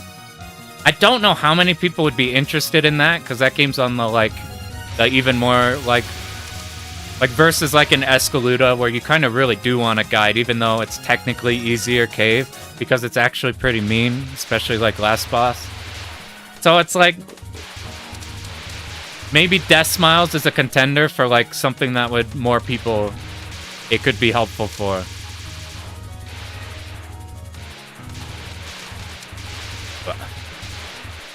Touhou mods are fun. Played a Mystia mod. I saw you know the mod I was interested in. There's a mod for Touhou 8 that makes it so you do both Kaguya and Eren in the same run, and then you fight Moku at the end. So you play Lunatic the whole time, you do both final stages, and then you fight Moku. It's kind of a Radiant Silvergun Saturn mode, where you do fucking everything. The mod for Touhou 1516 skips half of the stage code instructions. MS2 makes him drunk. Yeah, I didn't think about that. Touhou mods are probably fucking everywhere going by It's Touhou. Yeah, all stages mod. Death Smiles is not as simple as some made it out to be. Yeah, it's not one that you just open up and then clear it blind. So, like, I think that could be good. Death Smiles would be good with how popular it is among other... Yeah, there's a... I think that one also... I know something interesting I noticed about Death Smiles, Mushi Original, and DFK. Those were the Steam games. Those are the ones you buy on Steam. Like, before Kai Katana came in and shit like that. So most people who, like, I assume a lot of people haven't messed too much with emulation. We're in such a niche space that everybody fucking has RetroArch and MAME and everything like that. We're used to fucking with things. But there's probably a huge amount of people who just play the games you can buy. And because, like, DFK was the Dodonpachi on Steam, people used to fucking hate DFK. Like, if you look at, like, Shmup Forum, or anything like 2012 and below, or like 2015 and below, people, like, dog on DFK. They're like, fucking cancel game. Like, you just cancel bullets, no dodging, and it's fucking autobomb. And over time, there's a lot of DFK enjoyers now. People like that game a lot, and it's good game. And I don't even think that just cancel everything is, like, a thing. At least we did the Ura route, which makes it... Revenge bullets definitely, like, reduce that, because they make them terrifying. But, like, it's interesting. People used to, like, not like DFK at all. And now, like, it's a good game. There's a lot of people who like it. Same with, like, there's probably more Mushi 1 players than Mushi Futari, even though Futari is, like, generally considered better. What about Autobomb and DFK breaks chain for both players? That's fucking funny. I don't know if it does that for the other DDPs. That's pretty good. All stages mod with weakest shot. You would probably pick Sakia solo. That one's gotta be terrible. Not too hard, but required routing for Death Smiles. And the castle was outright pretty hard. Yeah, the castle's mean. That's the caveat. Everybody's like, pick the lowest levels, do like this order. But you gotta... The castle's like fucked up. Up drama. People are canceling this pattern. First score! I've never canceled a pattern for score in my life. We only cancel patterns to avoid them. I say that my only scoring game is Escaluda. That's the only real scoring game I've played. You know what's interesting? I was looking up DFK Arrange A runs. It's a hyper scoring game. It's the one where you get the DOJ ship. Laser wheels worth it. Yo, speaking of the Arrange A, you can fucking blow up the laser wheels in Arrange A. You just point blank them with laser and they explode. It's fucking funny. I didn't know you could do that. I'm like, why? I thought this is the laser wheel section. And you're like, you're just annihilating all of them. Futari Black Label God cancels. Those are the best cancels. I am routing DFK or Futari Black Label specifically for 30Ks. There are so many times where you don't want the 30K. You would rather get 30K, you'd rather get a 25K cancel and then get like a 15K cancel and then like a 25K cancel. I would rather get two 30K cancels so I can get gold text and no other reason. I don't give a shit about score. I literally just want the dopamine of 30Ks appearing on the screen in gold. Are you routing Futari God on your own? Okay, if you want the God route, let me find this shit. This is the unbelievable survival route. I'm gonna this shit is unbelievably good. And like 2 people in the world have ever clicked on it. It is so good that I'm gonna resist trying to score that game and I'm just going for it. Alright, look at this shit. It's unbelievable. Where is Futari? Futari God. Where is it? This has to be it. Okay, this is stage 3, but it's just everything from this person. It's fucking unbelievable good. Need to play Katsui Pachi. I've thought about doing that because I want to fight Doom without playing Ura Katsui. Arrange A gives you so much joy. It seems really satisfying. Gold 30Ks gives a dopamine rush. You want to go back for 3 bill? Hell yeah. 3 bill's a good chunk. That is a lot. Oh, man. Yeah, this guy, like, it's got, like, 30 views on this one. It's so good. And it's routed in a way that even if you don't reach the amount of gems before the section you want to score in, instead of like, so if you're optimizing Futari Black Label, you are building up your multiplier. You are trying to build 30k as fast as possible, and you have it routed so you can build 30k in this one section, so you can then use the next section for score. This route will be like, we'll do 3 sections, building up multiplier, and then we do the score. So even if you fuck up anywhere, you will build it. You overcap so hard in that game. The bonus, you will always get 30k golds, which is all I care about. I just want satisfaction of 30ks. And it's easier. So that's what I'm probably gonna do. Futari God is shockingly approachable. Yeah, it is not even remotely like the Ultra where you're gonna like be hanging yourself every 2 seconds on every stage. It is more scary looking than it is scary. It is hard. It's not like it's not an easy clear, but it is like shockingly approachable because of Reiko and cancels, and you can route out like everything for safety. So sit down and power through. Strikers 2 clear. Hell yeah. You got this, dude. You just gotta get the 1. Get the 1. It'll be so cathartic. Be finally done with that one. Stage 5 of DFK still filters you. I just made a 2-all video of DFK. And the streams we did before, I feel like I have a good handling of stage 5. If you want to, like, if you want to see stupid shit to not die on, that's terrible for comboing. You drop your combo so easy, you can adjust that shit to actually hold the chain, but I'm bad at it. I just didn't want to bother, I just want consistency. Getting new controller delivered tonight, hell yeah. Have we all the EOSDs? Yeah, so yesterday, or the last stream, we got a couple Marissa B clears because the bomb was good. That was our primary ship type. We did a Reimu B run for fun and it cleared, and I got my best Scarlet Gensokyo. I one-bombed it. It helps because Reimu B does damage. And then yesterday I was like, I don't want to pair it. That Reimu A sucks.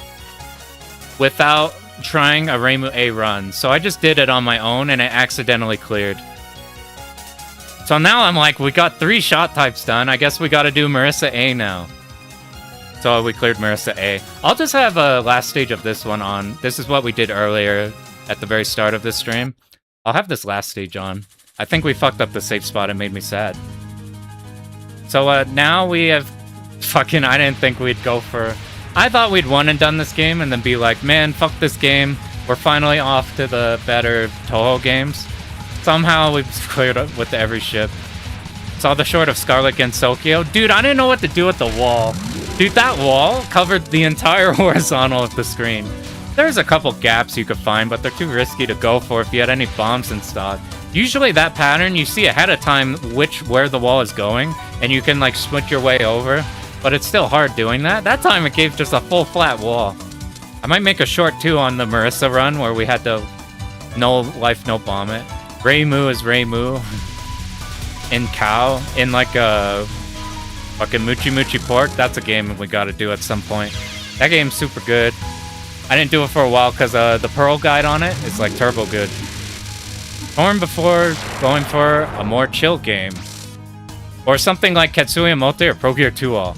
Okay, my advice is do both at once, because when I was doing just the 2-alls, I was losing my mind. I just wanted them to be over with. What was the last game you did? Did you know that Marissa A-bomb can point blank for damage? Yeah, I was gonna route it more today. I was gonna delay stream and then route it more to just find out what patterns I can insta-give with it. I gave up on it because the patterns I wanted to do that on that I messed with. So like, let's say right before Scarlet Gensokyo. I can't do the one before that. I don't know how to dodge it. Damn, we could have made it through there. I couldn't... The point blank on it, you'd point blank her before the bullets come out with it, but she's still slightly invuln. So it's like the small time where all your stars are on there. Didn't do fuck for damage. I'm like, ah. I'm like, fuck it, we'll just stream today. I cleared with Reimu A. with 0 damage without having practiced Reimu A. This shit does a fuck ton of damage. I'm like, we'll just get the clear with like it'll be cheeky. We'll probably bomb twice on patterns. Dude, this pattern, when I first learned it, I like cleared this like 3 times for the first time. But with stakes, this pattern's too scary. The knife angles and some of these angles are so weird because they don't go in a hard line. They like go in a line and then slightly like tilt. Very slightly. So if you're in a safe spot where you're like you have a diamond around you, they are slowly closing in. It's so fucked up. I just bomb it. I can't read that pattern anymore. How did we do here? I think we had to bomb this one. It's interesting they put like Scarlet Gensokyo Light on here. Part of me's wondering, going for 2-all would make you like the games less. It depends on the game. Dodonpachi, when I was learning and doing runs of, I fucking hated Dodonpachi. Like, if you watch our first stream of Dodonpachi, it was me whining for like the entire second half 4 hours of that. I should have bombed there. I was gonna bomb there. And then I decided not to, and me hesitating on that made me stop like streaming properly. So like DOJ, I liked more in the 2-all. Dodonpachi, I was really pissed while learning. I think the reason because of that was going under the assumption that it was not that hard because you got so many bombs. I didn't know that you needed so many bombs. And then Dodonpachi execution is so hard.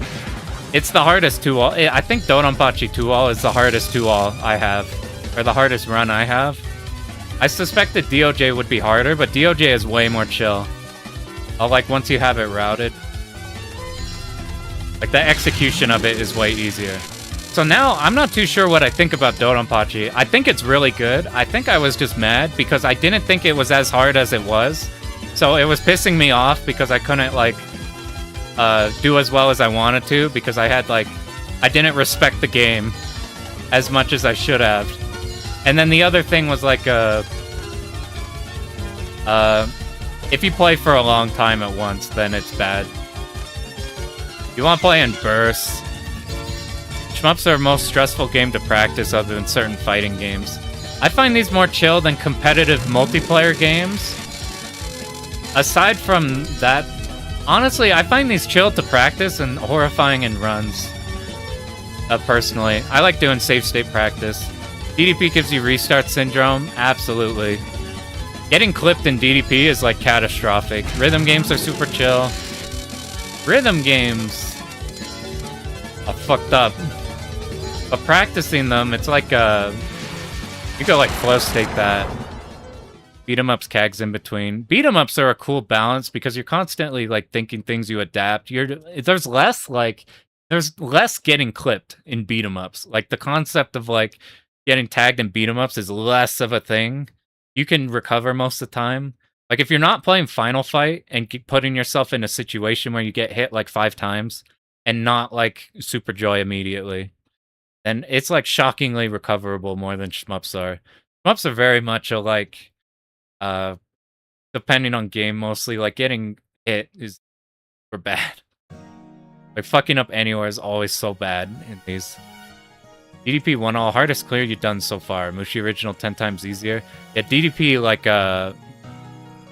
shit's no joke. The propaganda for years, it was lies. It was lies. Sometimes a little bit of wine makes you stronger. I play worse when I whine. I play better when I have no emotion. It depends on the player. Different players play... Some players play better when they have emotion. I don't. I have to play robot. That's what happens in whenever I play in fighting games, in fighting game tournament, I can be like stressed as fuck going up to a match, but once I'm in the match, I just turn off everything and just play. And it works out pretty good. You can clutch factor with no emotion way easier, in my opinion, because you do the thing that works, you're not scared of the thing if it doesn't work, if you just go robot. You're one of the people who brought the DDP as easy first clear. I mean, relative to the games other people would say, I saw people recommend Esperade as a first clear, and you can first clear it. There's a good video of a guy talking about his experience of his first 1cc, and it's Esperade. That's a hard as fuck game as a first clear game.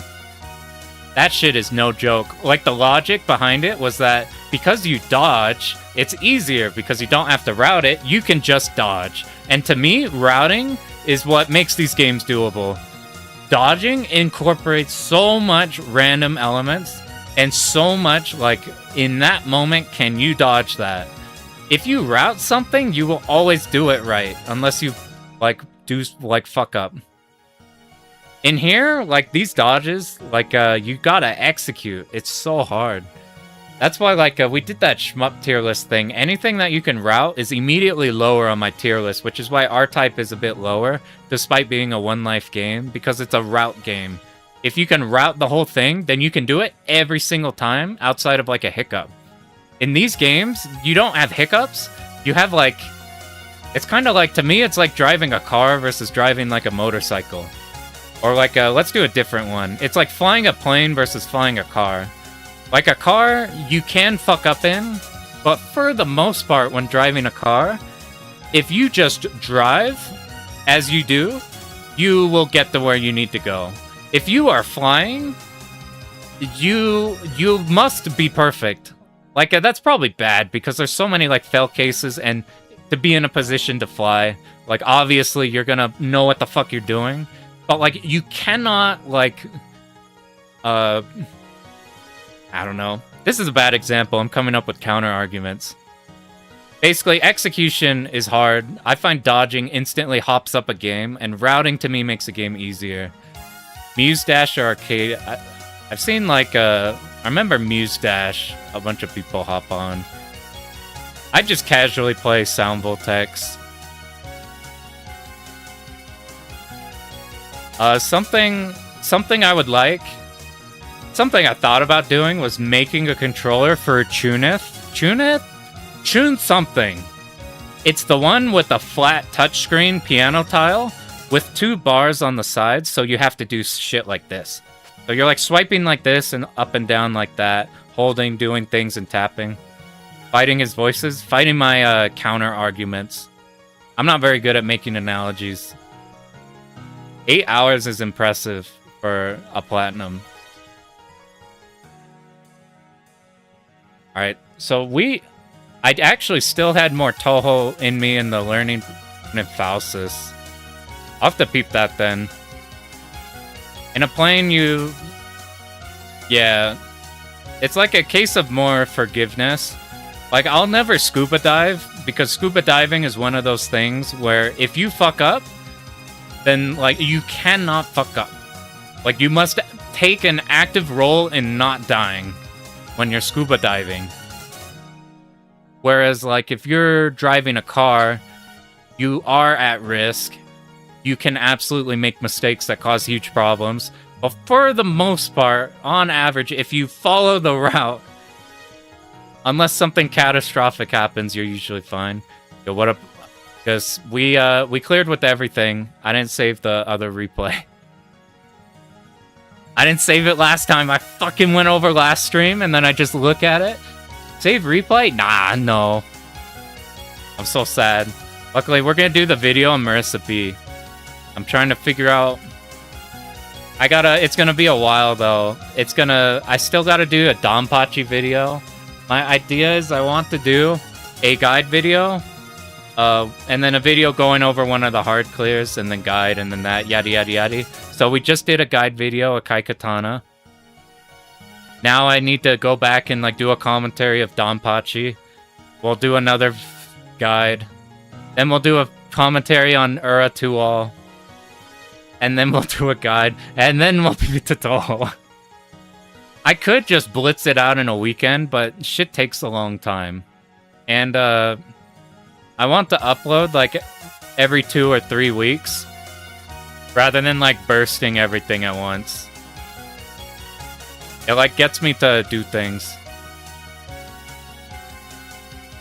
Cardboard boxes with cave logos. That Mars Matrix 2. Don't patch. Is that what shows up there? I got no clue. The best title screen's probably Don't Patch.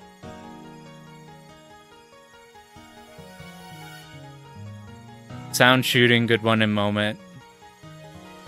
It's Hori Shmup. It's interesting. Mars Matrix. You got before you do Mars Matrix, you gotta figure out the trap thing to make it not input delay. And then that game's probably sick as fuck. There's a... Who has the video of it? It's either Chinopolis or somebody has a huge ass is it Germinator who has that video? It's Chinopolis or Germinator or somebody. I'm gonna feel bad if it's not either of those two who has a huge good commentary on those games. On a Mars Matrix. Alright, let's get us off here so we can see something other than this. Oh, first game you ever tated. Dude, I remember the first time I had a tilted screen and could see these arcade games in proper-ass, giant-ass screen. We're getting Scuffed Mushi Maniac commentary. Hell yeah. There's a lack of Mushi Maniac stuff out there, by the way. That would be good, not just for your friend. I'm probably gonna do a video of S-Power Mushi Maniac eventually. I gotta do the Mushis. We learned them, and then I didn't want to refine them because I wanted to learn new shit. But a lot of people who want to learn Mushis. You guys feel like you're gonna die before playing it? Yeah, shit takes forever to come over. Monitor that can rotate. That's the reason I originally had one cab. I got a second cab literally just because I couldn't be asked to rotate it. Now it's literally this whole setup here. Both of these are hooked up to a PC. It's literally just two monitors going into the same one. That's why when I look over here, like chat right now is on the second cab in Tate. Trying to 1cc DDP. Basically, get 1 to 4 really good, bomb the living fuck out of all of Stage 5 and most of Stage 6, and most of Stage 6 boss. If you learn how to do Stage 5 boss, then that alleviates some of the bomb requirement. But it's super important you get the early game good on that, so you have infinite bombs for the end game. Otherwise, the end game's really hard.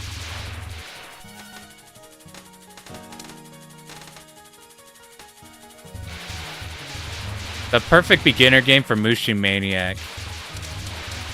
Yeah, that game, you can get trapped in that game way more than in original. I feel like we had to route that one pretty tight, since you could be put in a bad spot. Yeah, it's quite literally like the other cab, the vertical one, the blue one you see in videos. That's what I'm looking at right now. It's second cave tribute. Give me that shit on PC. Yeah, Mushi Maniac teaches you a lot. Like, you have to stream so much of that and cut back so much of that. I think, like, learning, when I was very, very new to Touhou, learning how to do a Ustream was, like, mind-changing. Way underestimated Mushi Maniac. It's not easy. That one takes a minute. Played Blue Revolver Hyper randomly, but Parallel seems like hell. Seems like a lot of dodging in that one. In a Parallel. If I did Blue Revolver, I'd probably do a Hyper run. I think Burb has been posting a bunch of world record crazy shit, like every 2 seconds in that game. Kinda sick. Last Shmup Slam had some good Blue Revolver runs, and like Blue Revolver, I think they did like a versus one. I think it was that. I think they did that or like Guwange versus. Shmup Slam was so good. If you can go to a Shmup Slam, that shit was so fun. I literally wouldn't be here without Shmup Slam. That's why I realized I'm like, fuck it, we're gonna try doing shit. Blue Revolver Hyper seems like it's more scoring difficulty. Take a bit for survival. I've been thinking about hunting for a survival replay of that one, but I got so many games I want to do, it'll take forever before we get onto that one. Got burnt because scoring was hard. That's why I stopped scoring. I get burnt out too fast. I have no attention span. It's a miracle we did this game more than once. So for me, I have to just... Like, as soon as I pass the final, I'm done and it's moving on. Move without having stiff ship movement. Like, move with the fast shit, like a Marissa in this game, where you're just, your standard movements are making, like, a huge jump. Much better score on normal than hyper. They're different experiences. It's really interesting seeing, like, super players tackle easier modes. So, like, Ikaruga easy, because of the way the revenge bullets don't happen in easy to fill up your missile gauge, it's a completely different game. So you see completely different routing and strategies on easy and normal Ikaruga, even by, like, super players. That fucking Ikaruga, that game is so hard. I routed stage 1 through 3, and I was like, this game is way easier than Radiant Silvergun and way easier than I thought it would be. And then stage 4 hits, and you have to route, like, every inch of that. Every inch of Disco Hell. And then stage 5 hits, and you gotta do Psycho dodges. That game is so hard. Hyper clear on easier side. Like, easier cave game. Gotcha. That's a good place to be in, like, difficulty-wise. Oh, man. So, technically, I don't know what game we do next. I've fucked around with PCB a little bit. I don't want to do Touhou, otherwise we'd only be doing Touhou for like 20 games. I'll just be learning PCB along with another game. Have you seen the vid of a guy who played Ikaruga every day for a year? I've seen that come up on my, I've seen, like, I remember the thumbnail. I haven't watched it through. I have seen those I've seen those videos come up. I haven't, like, gone through them, of that guy who does a series on, like, how many quarters does it take to beat a game? How much does this arcade game cost?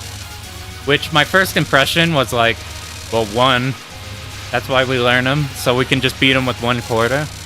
But I think I haven't watched them, so I'm talking out my ass. I'm just assuming they're from the, okay, you walk into an arcade. How much does it take to beat Simpsons? Just like going through it. And becoming a Touhou channel. I'm trying to diversify. Fucking, I wouldn't even call Cave my favorite company. It probably is, just thinking about it. But like, everything, I've done so much Cave. It's hard, because Cave, I would rather learn a hard game in like a more notable game. That's something that I've thought about would be cool to have a clear of for a long time. And those are going to be like the Cave ones. And more people want to play Cave games. You're not going to make a Zing Zing Zip video and like one person on the planet has played that game. Who could multi-loop Arcade Gradius 3? There is like... That shit is ungodly. You seen the low-tier guy on Twitter who posts the funny Gradius 3 clips of just fuck things happening in the cube corridor? Ikaruga was your 3rd ever clear. That's crazy. That game is so hard. Your very first... Yeah, Ikaruga, what happens in Ikaruga is you probably play stage 1 and you're like, this game is awesome. And then you get to stage 2 and die. That's my experience pre-shmup Ikaruga. And then you go, okay, this shit is too hard. This is bullshit. Only Japanese crazy good people are allowed to play this game. And then I learned games, and then I'm like, no, you can learn these games. There's formulas for doing it. And then I learned Ikaruga again, and I'm like, nah, this game is hard. This game is hard as fuck, man. A lot of people get introduced to shmup from treasure games, which are insanely difficult. It's the same thing with R-Type. R-Type is unbelievably popular because it caught a console market. So people grew up on that shit. And it's very striking. So it's odd because shmup players are scared of R-Type because they're scared of Gradius Syndrome. And then like the everyman is like, yeah, R-Type is fucking awesome. Which they're not gonna make it very far, but they enjoy playing it, and that's what matters. Like when you're not in the shmup sphere. I have a hard time playing a game blind without learning the game. I need to learn a game before I jump into it. For anything. But a lot of people just hop into games and just like play and see how it goes. There's good like Donkey. Like the one you're thinking of, Donkey. Like has a video of Ikaruga. Like it took me 90 credits to do this. And then they just keep playing it and just keep lowering and lowering how many credits it takes them. Cool. Yeah, Ikaruga, Radiant Silvergun, people like... For some reason the Psycho as fuck games. Are the ones that have snagged. Didn't know about other shmups after Ikaruga found DDP. Thought it was going to be way harder. Yeah, you go in there and you're like, wait a minute. Everything's easier than this shit. Want to be done with EOSD, but 7 and 9 came easily after. EOSD's harder, I think. EOSD's way more bullshit, too. Love impossible games only for Japanese people. I used to think that for like, I will never tackle something unless I'm sure I can do it. So initially I looked at fighting games and I'm like, nope, can't do that.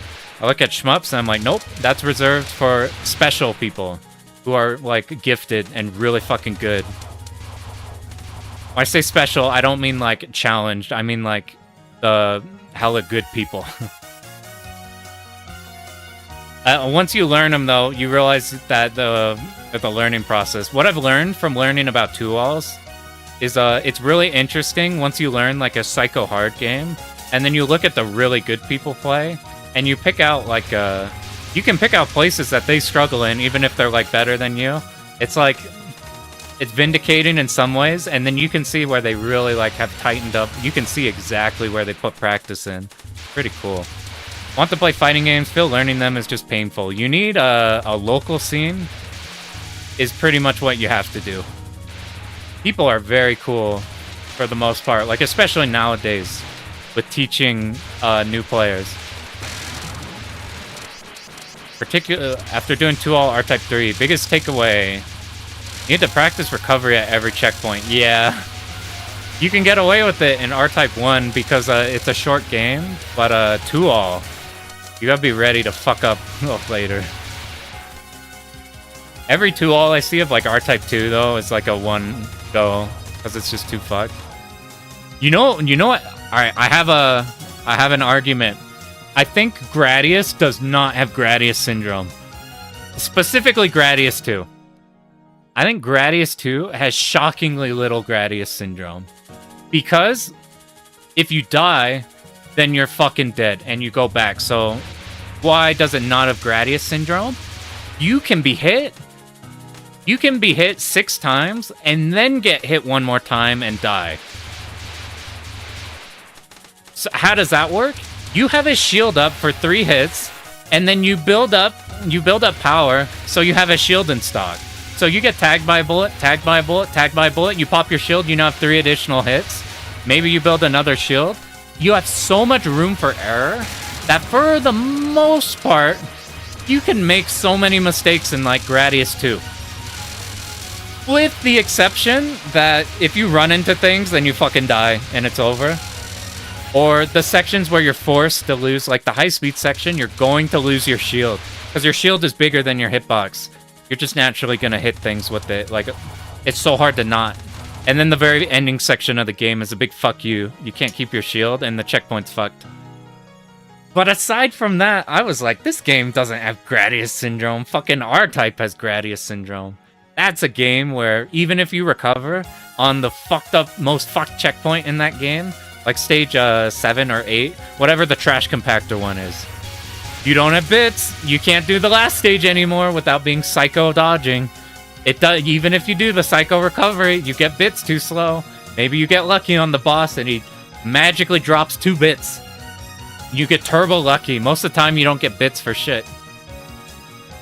Yeah, that one section at the very end of the game where you have to stay by the walls and lose your shield. Yeah, that's what I mean. That's the one that's fucked. Like, you honestly should spend, like, half your learning time routing that section so you don't fuck up that one. That's, like, the... such fuck. There's a... I've seen checkpoint recoveries. You probably practice a checkpoint recovery there. But, like, aside from that... Like, those 2 instances, the high-speed section, which... Like, you route the high-speed section, you build up a shield, you're not gonna be hit because you routed it. You're not gonna run into shit. It's not very hard execution. It's only hard if you can't remember it. If you can remember it, then you will not be hit in that section. So that one's not a problem. I guess there's the part where the big sphere that shoots the missiles up, there's a safe spot on top of them in the top right corner. If you don't know that very well, then maybe you get clipped there and your run's dead. But you can line it up. There's like pixels in the background. Even though the stars are all like randomly going, there's like a color. The secret is there's a certain color that's always on the right horizontal line, and you line up with that, and you'll always be in the safe spot. I've never had it fail. So I'm like, almost once you see SNES Gradius 3, died near the end on something you practice a lot. That shit sucks. The last time we streamed this game, I was getting pissed at, even though this game, like, we could have kept going, I just reset because I was so mad from fucking up the Sakia mid-boss in Stage 5. The Twitch streamer is stuck in final stage of Gradius 2 for over 3 hours. Yeah. It's, if you're checkpointing it, then that's a thing. If you die in Gradius 2, you probably just reset. But because you have the shield, my argument is like, you are not one mistake away from resetting the run. You are one catastrophic mistake away from resetting the run. Dude, Gradius 2 is so good. I wish more of the games were like Gradius 2 and less like Gradius 3. Like, Gradius 4 is fucked up. I think, like, Gradius 4 is fucked up. 3 is fucked up. The 90 Kai, I heard, is really hard. Gaiden is pretty cool. Gaiden would be fun to do. You watch this Reimu footage so much, it's looking back at you. Yeah, they even showed Marissa on the demo play. Fucking shafted in Game 1 of Windows. Yeah, the high-speed section Gradius 2 is good. It's not like a bastard. There's games that have bastard high-speed sections. I'm really curious after the stream, I'm going to look at the audio. Because a lot of the audio in my videos are quiet, and this is showing it's going really loud. I'm like, hopefully it's not fucked. If you played Gradius 5, I fucked around with it. Because I like Treasure. The problem is I don't have a PS2. And the emulator is so fucking laggy, man. It's so bad. It's so fucking bad. So you should get the PS2 emulator with the like thing that fixes input delay. And then like do some settings that do it. Nope, it's still fucking terrible. It's so fucking bad. Maybe I'm missing something. But even with the low lag PC, PX, whatever emulator, I'm like, I'm not playing this shit.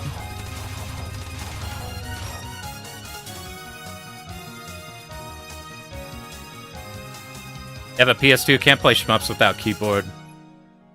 Yeah, keyboard is fucking good. Audio seems good this time, thank you.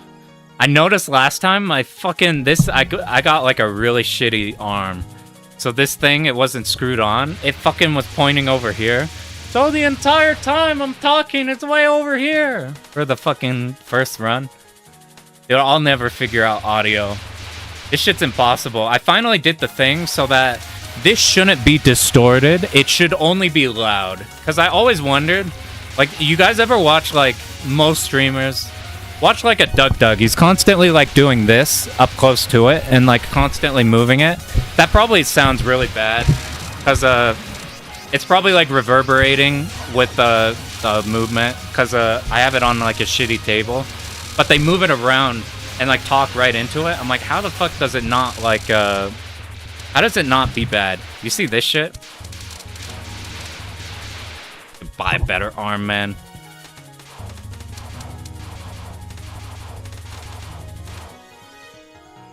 PCSX2 is lag. You only play RPGs. Yeah, I was playing I used it for like Suikoden 5. It's pretty good with that. RPGs, it's totally fine. Minor input lag and RPG is cool. Bring up input lag and input emulation circles. People hate you for talking about it. I am turbo anal about it. I will happily annihilate the consistency of a game to put run ahead on if it makes it better.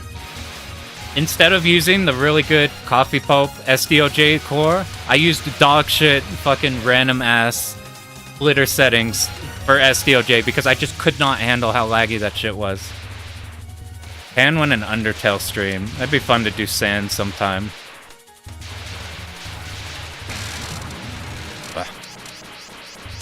Shmup experience is like an EOSD when you first tried. But for a couple years, came back. I had breaks and stuff like that as well before like finally commit. Yeah, Xenia's really good. I wish Escaluda 2 was 1 frame better, but other than that, it's really good. And with the Futari, it's so good. Futari is so good in Xenia. It's so sick. Easy to get filtered when starting up. Yeah. That's why I try to bring up the Shmup Junkie beginner list at all points in time. That's why I brought up the Batsugum video. In retrospect, I talk about more how to learn in that Batsugum video, but I think it's fine enough. And it's short, so it's not a fucking hour long. I can't get these videos to be... I've done my early videos, I rewind it constantly, and it's really bad for viewing. I've tried really hard on the newer videos to do as little rewinding as possible, to pause and go and pause and go. So it's like a linear thing. One thing that differentiates arcade games from console games, they're very opaque. There's a... So... Did you ever see everybody getting triggered on Twitter? Because people will be like, man, my friend was playing Darius Gaiden, and then he told me it was hard, and then he gave me the controller, and I just hit the bomb button, and then I hit continue, and then I hit the bomb button. And then everybody in the comments are like, well, what's stopping you from doing that? And they're like, well, nothing. You could just keep doing it. And they're like, wow, that's shitty game design. And all of the shmup players are like in their head fuming because they're like, no, you don't understand. They're all designed around one credit. But it's not obvious in the slightest to somebody who isn't in the know. Every single person I've shown a shmup to has played for a sec. They hit bomb, bomb, bomb, die, bomb, bomb, bomb. And then they're like, hey, I could just bomb, bomb, bomb, bomb, bomb, die, bomb, bomb, bomb. It's literally every single person. It's not like a random dumb person. It's just every single person on the planet. Because if you have infinite lives, obviously mashing bomb is the best thing to do. It's really easy to find out that that's good. So it's so fucking funny. It's just like, what really needs to happen is just a communication of the 1cc mentality. People have the impression that arcade games are coin ops. They don't understand that they're 1cc minded. So, and it's because like fucking popular ass games in fucking American arcades, Gauntlet, you can't 1cc that shit. Smash TV, you can't 1cc that shit. Fucking the Konami beat 'em ups, which were really popular, but in retrospect, the American versions are completely fucking stupid because they double the health of like everything in the game for the international. So they're forced to be coin-fed games. I think that's my guess on why like the average person who hears arcade game is going to think like they treat it like a modern day like microtransactions. They're like, oh, you gotta pay for every credit because it's like you're gonna dump 800 credits in.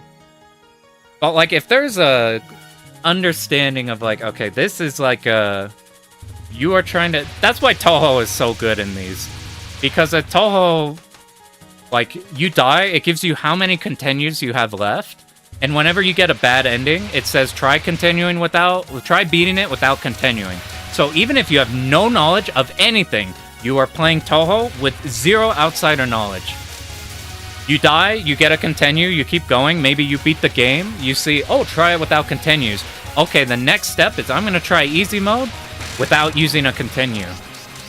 And then by the part you're doing that, you're ramping up, and then by that point you've probably looked into people who also play this game too. And then you start to figure out, okay, there's this thing called 1cc, everybody's trying to beat it without a continue. Oh, sorry, that is my yapping. Yeah, people don't get it, and I don't blame them. I'm not like mad at anybody who doesn't understand. I used to think that way about beat 'em ups also. I used to think beat 'em ups were the shittiest genre because this is like the biggest skill gap that I've ever had in my life. I feel like I'm pretty understanding of trying to see like what makes a game hard or easy in whatever genre. Even if I don't know it, I'll like learn what aspects of it are what makes it difficult.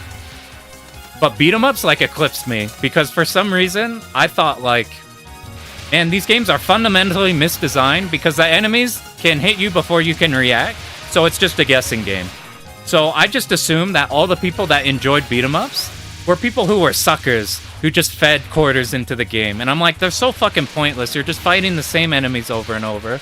And then they run into you, and whether you hit them or they hit you, who knows? I got Dunning-Krugered so hard by that, more than anything in my life. now learning beat 'em ups, and they're sick as fuck. And you like it's because the same thing with like how some things aren't obvious. Like the concept of hitting enemies as they move vertically into your hitbox, like putting a hitbox out so that they move down into you or up into you into your hitbox, so that they can't get an attack out because they're getting hit meaty, is not fucking obvious at all. Strategies like routing certain enemies, how to use super joys, like people don't get super joys, they hit it and then they're like, my fucking life's gone, and then they lose their credit. Like beat 'em ups like went from like, I was so dumb. I had just the wrong mentality, so I can see how people get a misconstrued mentality of the game. Every game's gonna have some kind of misunderstanding like that. So I understand that. Sorry, I'll try to catch up. Glad you played Geometry Dash when little. Yeah, Geometry Dash will build in the concept of runs. Oh, posted Metal Slug 1cc in a retro gaming. Yeah, you ever see those comments of people who are like, you can't 1cc Metal Slug, that's not possible without cheats. They're like, people just assume that they're just quarter dumpers. So like any modern game that comes out that's not in a like obvious shmup sphere or arcade centric sphere, which most of them they get it nowadays. But like if somebody says this is an arcade game, I imagine it's the misconstruction of what they think a coin-op arcade game is. So like when somebody who doesn't know what they're talking about says this game is an arcade game, I bet they're thinking like Gauntlet or like something you just feed quarters into or some shit. There's a lot of discussion game design wise of like forcing players to do a 1cc, but people get off-put by that. People need a really gradual ramp into a hard thing. Like if you play a fighting game with somebody who doesn't know how to play and you really do, and you just beat their ass because they're gonna learn the hard way. This is how you're gonna learn to get good. They're just gonna quit. So it's like, it's hard to find that balance. What I think the secret is like, honestly, something like micro objectives maybe. Like fighting game players will like do single player modes and shit. People played like Soul Calibur 2 for the like story mode. They didn't give a shit about competitive aspect. And then they will ramp up if they want to into the real shit. Oh, good endings require 1cc's. Yeah, I think it does it really good. In Japan, they visit arcades briefly every day after work, do 1 or 2 credits. That makes a lot of sense for like... I also like, I don't know where I read this. I heard in Japan, it's like the arcade is where you perform. You're like practicing a bunch so you know what you're doing. Something interesting I think about like Japanese culture in terms of like wanting to know what you're doing. So in Final Fantasy, I play on the Japanese server. And you will never find... The whole mentality of that server is I do not want to inconvenience my other team members because I want to know, like, I don't want to be the inconvenience to them, so I will learn everything so that I am not the problem. You will kill people in Final Fantasy, and they will say, I'm so sorry, and you're like, what do you mean? I ran at you with a cone and you died. I'm like, I killed you in cold blood. But they're like that. So, like, you never find people who will, like, they just go in and they need to learn. And, like, so I imagine for arcade games, they're, like, they have, like, even though these are, like, single player and shit, they're gonna go learn, like, what's the thing to do more than, like, I feel like I'm in America. Most people here, when you download a game, if there's a tutorial, they're not playing the tutorial. They just want to play the game and jump in. So you get more people just kind of playing the game.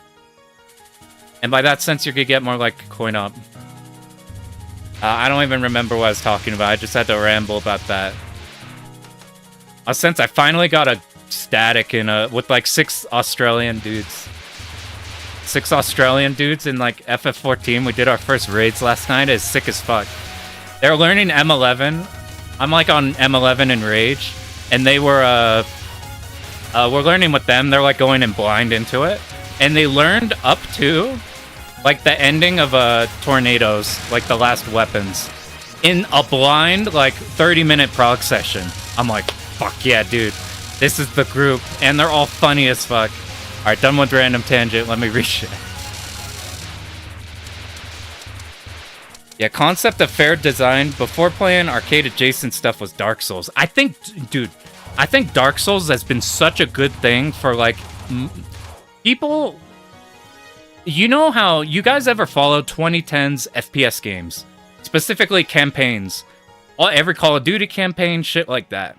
Every game in 2010s 360 era going into PS4 was just trying to make it as easy as like convenient for the player as possible, because any amount of resistance, people will just go, well, this is fucking stupid, and then they quit the game. So they're like, we need this to be, we need to railroad everything, we need to make it so it like they feel like they're special. Dark Souls hit, or like, I remember everybody when Demon Souls came out, and every video on Demon Souls, I didn't even know at the time for a long time either, was like, well, this is bullshit. I walked on the bridge, and then the dragon came in and burned me, and I died. This game is horseshit. It didn't give me a chance, and everybody quit it? That's the mentality everybody had pre-Souls.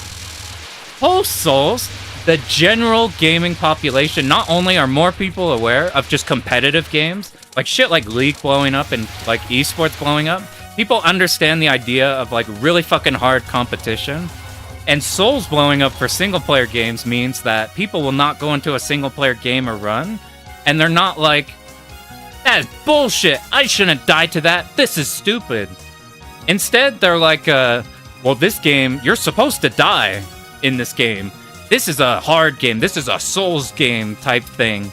Like, this game's like a Souls game. Everybody's sick of that comparison. But what that comparison made is, like, the average person, if they recognize that the game is hard, then they're fine with dying.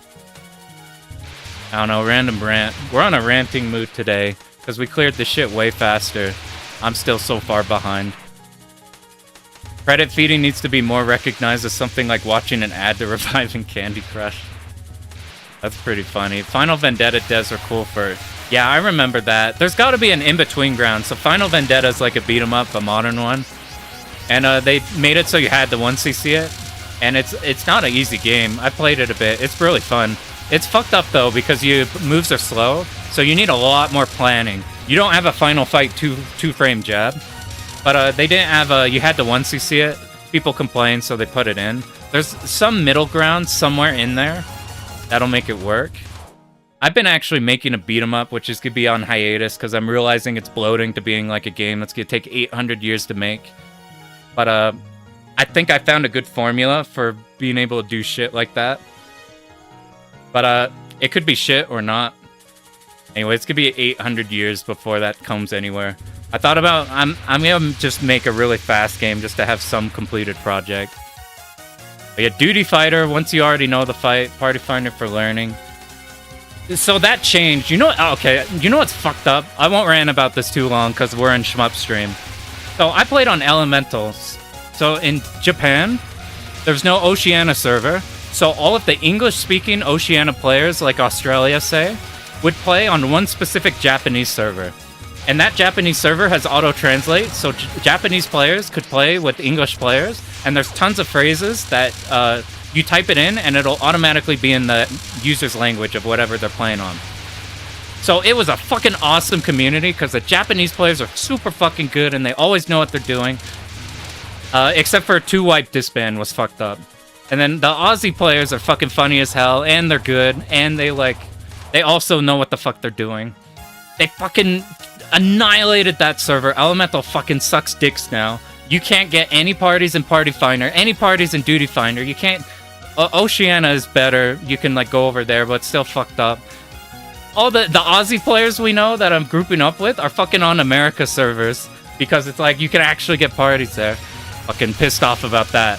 It's so fucking... I had no idea the Duty Visit, the World Visit, the data center visit system would have fucking annihilated our entire shit. I cannot believe how bad it is. Because you have to play on JP. You have to... Everybody, there's on that server where English speakers play, nobody's on there now. They all just transfer to the primary JP server. And I am not going to be the guy who can't speak Japanese and trolls the fuck out of these parties where they're like, oh, can you do can you swap off this tank buster? And I can't say anything because I fucking can't speak the language, and I'm not gonna try to Google Translate shit. Like if a dude like came in speaking like another language I can't speak into like my party that's supposed to be all like English, and then you're like, well, now we gotta figure out the language barrier shit. I don't want to be that guy. Yeah, the cross realm just fucking annihilated Elemental so bad. Oh god. All right, I'll stop whining about that. We finally got a static, so we could not have to deal with that shit. You used to queue Duty Finder and insta pop queues, and then Party Finder was always full. So mad. Yeah, translate what my teammate is saying, and then you'll say some like, obviously, oh, we got a weeb English player trolling our parties. Every party's like JP only because of people like that. Do the Savage raids get a lot more interesting? You played more extremes to see if you like. The memo was a lot more prescribed. It's same thing. Savage is just harder. It's the same exact thing. So if you don't like extreme, Savage is more punishing. Like getting hit by shit usually kills you, or it damage downs you, which basically kills you early into a tier because you can't hit the DPS check. Right now, DPS check doesn't matter. But if the problem is that they're too easy and too, like, you fall asleep, then a Savage, you have to, it's hard. But if you don't like the static routing of Savage raiding, then you're not, or of like, how the extremes work, you're not going to like the Savage, because it's the same thing, but just more punishing. I'll go back. Halo 2 Legendary Reception did damage. What happened with Halo 2? Oh, Legendary. I would have thought people would have seen like Halo 2 speedruns and then be like, holy shit, there's like things to learn in this game or something. Oh, sorry, I'm so far behind because I get on tangents. Blue Revolver continues in the cheat menu. That's an interesting way to do it. The people who need the continues, though, are not going to find that, and then they're going to quit. I don't know how you solve that. Zero Ranger seems like it might be new beginner shmup. Yeah, because Zero Ranger... So Zero Ranger does the... You know how roguelikes have meta progression? So even if you're... Like, when you start off a roguelike, obviously it's hard because you haven't unlocked all of the damage and HP or whatever, which I'm not too big on. But what it does do is it gets you to do more runs. You don't do a run, die, and then think I wasted my time. You do a run, and then you get shit for it. That's what Zero Ranger does well. You build continues by playing more and more, and like unlock shit. I think that was genius. I don't know how I feel about Zero Ranger as a beginner game. I feel like there's a lot of memo in that game, but a lot of people talk about that one as being good on beginner. I just need to dive into it a lot more because I don't actually know what I'm talking about in that game. I've only done it a little bit. Any brutal beat 'em ups do brutal. Any beat 'em ups do just really brutal checkpoints.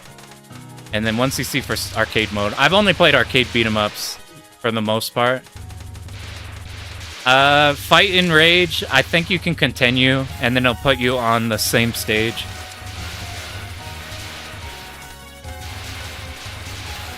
Cool.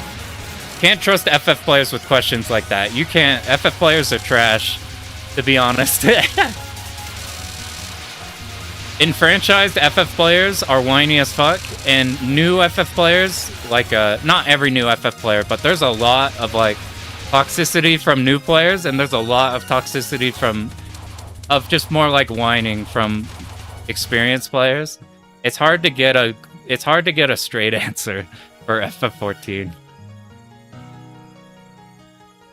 Does this game have Marissa footage? You know what? Here's the solution.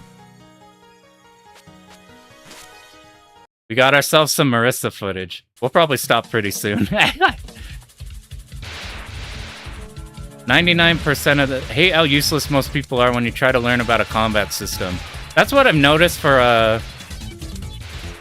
things like modern action games. Like, the everyman doesn't know fucking shit about what makes them interesting. The biggest case of that is fucking everything being a parry game, man. When a parry game is done really well, I'm thinking like Expedition. I don't want any game like Expedition, but the parries in that are done well. If you are playing a dedicated parry game like Expedition, like Vindictus of all games, like something like Sekiro that's specifically like you are parrying, that is the game, it's cool. Vindictus is the best parry game, by the way. Nothing's even come remotely close. The only problem is the game sucks dick.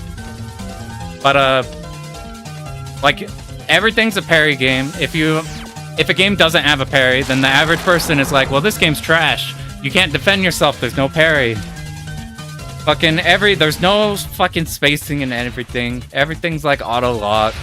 Every not in the know action game, I feel like is a waste of time. Not because of like, oh, it's not as good as like the other things, but I feel like they just like are designed to just make it so you play and you'll just win eventually. They're like, think of like Call of Duty campaign on normal. You're not gonna fucking lose in Call of Duty campaign on normal. You just play the game and then you beat the game and then you're like, I guess I experienced Call of Duty campaign. That's how I get in a lot of games. And like, you can't get like, you have to go to people who like know what the fuck they're talking about. I'm like, is this combat system actually a big deal? And they're like, yes, here's why. Or they're like, well, it's cool, but not for like people who know what they're talking about type of thing. Like, if you want something deep, then it's not a thing. Like, I also have a pet peeve about action games that fucking, they have all these mechanics that don't fucking matter. Let's talk like Genshin, ZZZ, fucking every gacha game on the planet. It does not fucking matter. If you, like, there's complicated tech in the mechanics and you don't have to fucking do them because they're too busy. They make no encounters where you have to use anything because they have to design the game around the idea that, like, your numbers will carry you. So they can't do anything interesting with it. This is the ranting stream. Well, time to catch up. I appreciate you guys popping in here. It's crazy so many people... I thought this would be a 2-person stream when I first started streaming. This beginner game, Final Vendetta. I think normal mode Vendetta would be hard for beginners. I think the easy you could get through. Fight and Rage unlocked for continue shows it. Steel Ranger difficult continues, yeah. Blue Revolver feels good beginner game. I need to mess with like Steam shmups. Only thing you know about Expedition 33 slandered. Turn RE4 QTEs into a science. Yeah. So there's something about like QTEs, you see them in any game and you roll your eyes. If the game is very specifically designed around a thing, then it's like cool. It's like very obviously not just like, well, I guess we're QTE section now. We'll fucking hit QTE button. If it's like a Dragon's Lair where like the game is QTE, then it's like it's more interesting. I used to think light gun games or rail shooters were fucking dog shit because every lazy ass game would have a rail shooter section that's fucking boring as shit. And like, so I thought like a light gun game would just be that, but it's, oh, you shoot a gun, so it's supposed to be cooler. It turns out they're just cool. Like, it turns out when you have a dedicated like game into a mechanic, and you refine that shit, it's cool. Yeah, I like it less when, so like I talked about earlier, Crosscode is like one of my favorite games ever. But that game really does follow the hard counter philosophy of like, this attack, you parry. This attack, you dash. This attack, you shoot from behind. I'm not too big a fan of like hard counter stuff. I'm more a fan of like, this enemy, when you're up close, is going to hit this distance. So when you are ready for this type of attack to be a threat, then you want to position yourself back a bit. That's more interesting, but... You've seen Krieger's beat 'em up video. Yeah, so Krieger's video, the Bog Hog videos, any of the Bog Hog, like, whole blog in general. Shit's really good. Gacha games suck. Yeah, dude, I played Genshin for way longer than I want to admit. Because I like the exploration aspect. And I was, like, for years, just praying that the end game would not be just complete dog shit. There's no end game. Why do all these gacha games are all built on increasing your number, and they don't do the MMO shit where they have challenges at the end for you to use your number on? Fucking, it's so worthless. It's so fucking worthless. Every fucking gacha game is such horseshit. For like action game ones, I think there's better ones now. Like Wuthering Waves, I've heard has like does that a bit better, but fucking it's gotten worse over the years. I dipped out after you know what I did? I saved for a long time. I got Farina C6 just on the most lucky run I've ever gotten. I was trying to get C2, somehow got C6. And it ruined the whole game for me because you one-shot every boss. The game was already ruined because you already one-shot every single floor of the Abyss. Like with C0 characters, with like basic-ass strategies. And then now I got a good character and I realized that they're never gonna put hard content in the game. Farina just taps a dude and they fucking explode.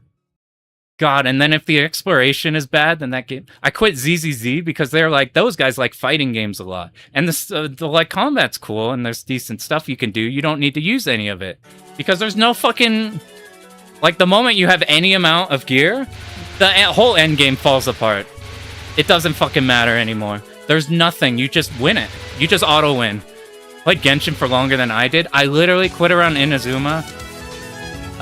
They got better at exploration, like Inazuma to the water area. But, like, that's the only thing holding that game together. The combat is so fucking terrible.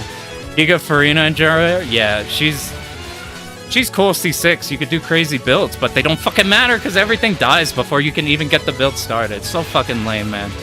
It's a fucking stupid-ass game. And ZZZ is fucking shit because they can't make anything hard. There's nothing hard. All they could do is increase numbers. So it's just a gear thing. So once you have gear, then there's nothing hard. You just one-shot everything. Fucking, I had the same issue. I was enjoying Honkai, which is a turn-based game. But the moment you have, like, a build that works for them, then it's like, well, the whole game falls apart now. I'm like, I've started playing. What that shit did to me is I started going. I've wasted so much time on the shitty-ass gacha games that I'm finally going, and I'm like, you know what I haven't played? Suikoden 2. You know what I haven't played? Chrono Trigger. You know what I haven't played? I need to catch up on all the Trails games. I just finished Horizon, by the way. Anybody finish the ending of Horizon? I could, if anybody's a Trails player and hasn't finished Horizon, I could ruin your whole existence right now. That shit is crazy, dude. I'm not even gonna talk anymore about it.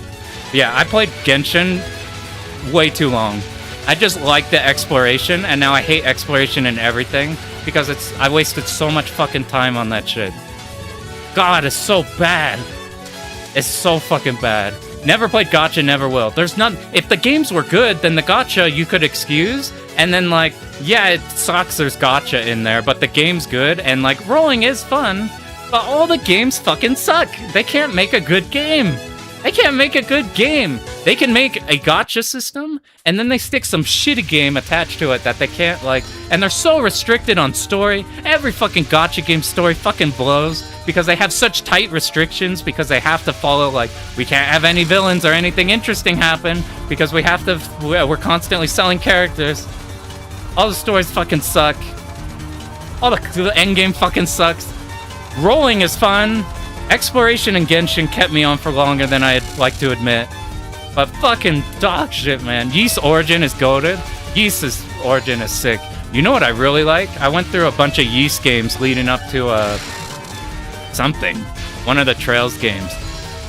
Ys 6 is by far my favorite Ys game. It's one of the worst Ys games, but it has, like, the best setting and, like, atmosphere and, like, shit. Even though the combat's, like, awful in that game. It's so good. Look up the opening of Ys 6. It's, like, the hypest shit for no reason. It's so good. And Origin's turbo good. I'm playing the new Ys game now.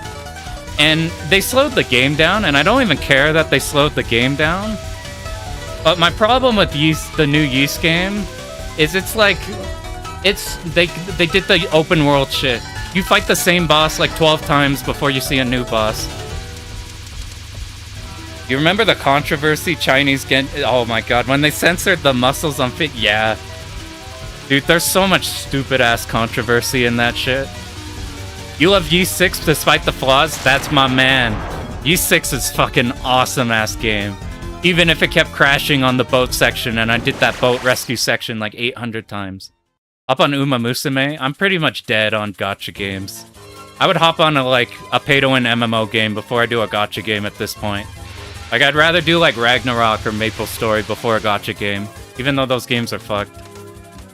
You like the Trails games. I love the Trails games. Those are the games that made me like RPG, made me realize I liked RPGs.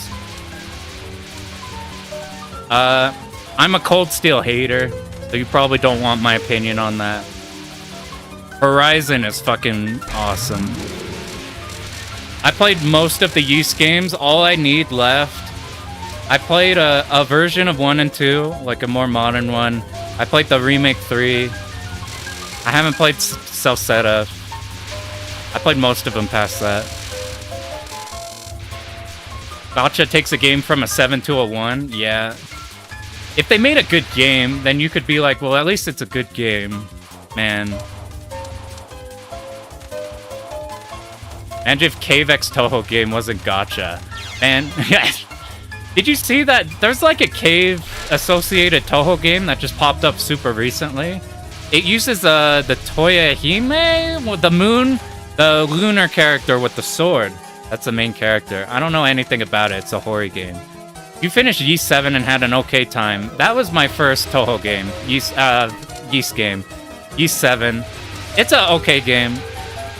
I liked it, but not nearly as much as the other ones. Oath and Felghana is fucking awesome. I remember I played it a while ago and got filtered by the lava boss, and then I went back and played it. That game is sick as fuck.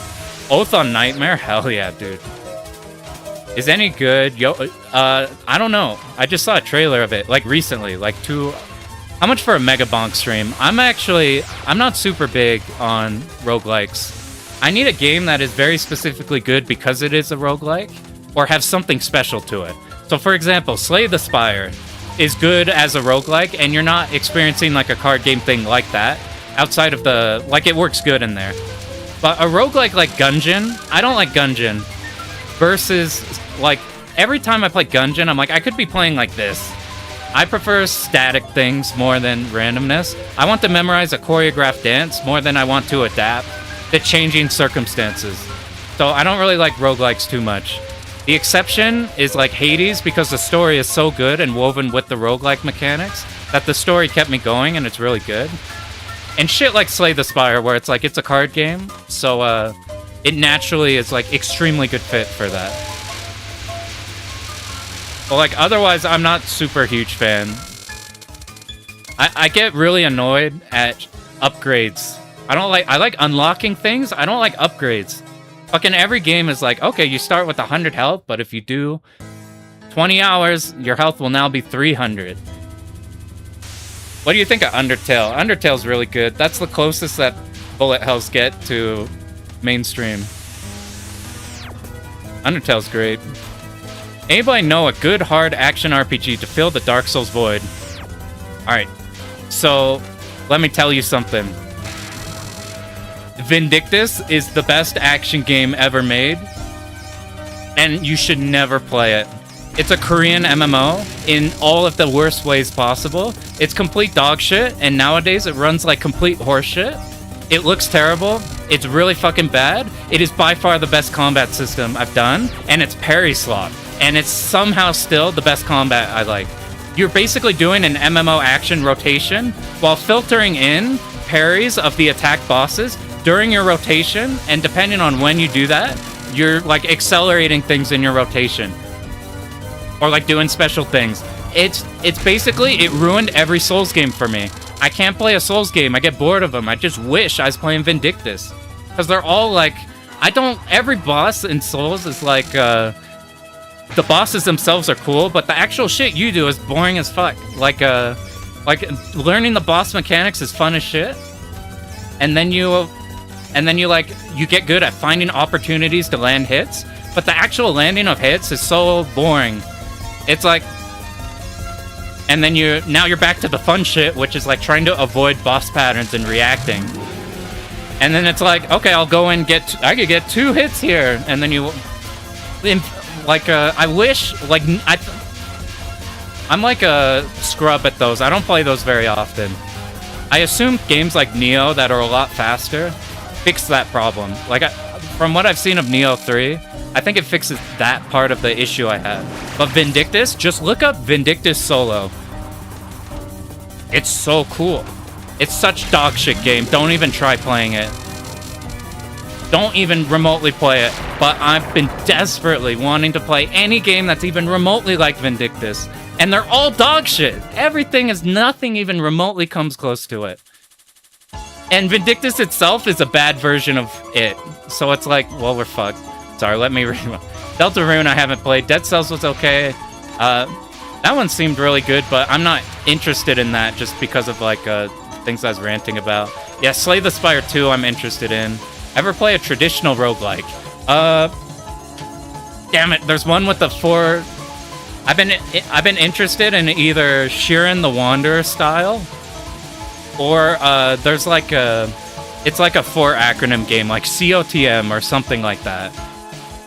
Those ones are more interesting to me than the standard roguelike you expect nowadays. Blech. Sorry, I gotta catch up. Have you ever considered checking out the first 4 Yeast games on PC Engine? Maybe. I played the PC versions of 1 and 2. I've thought about playing the side-scrolling version of 3. Actually, the bump attacks shit is kind of sick, actually. I used to think bump attack was bad because I grew up watching AVGN. So you would, like, watch him rip on, like, Hydlite or something. For good reason, for that one. But I have a greater appreciation of those games. Alright, guys, still catch up.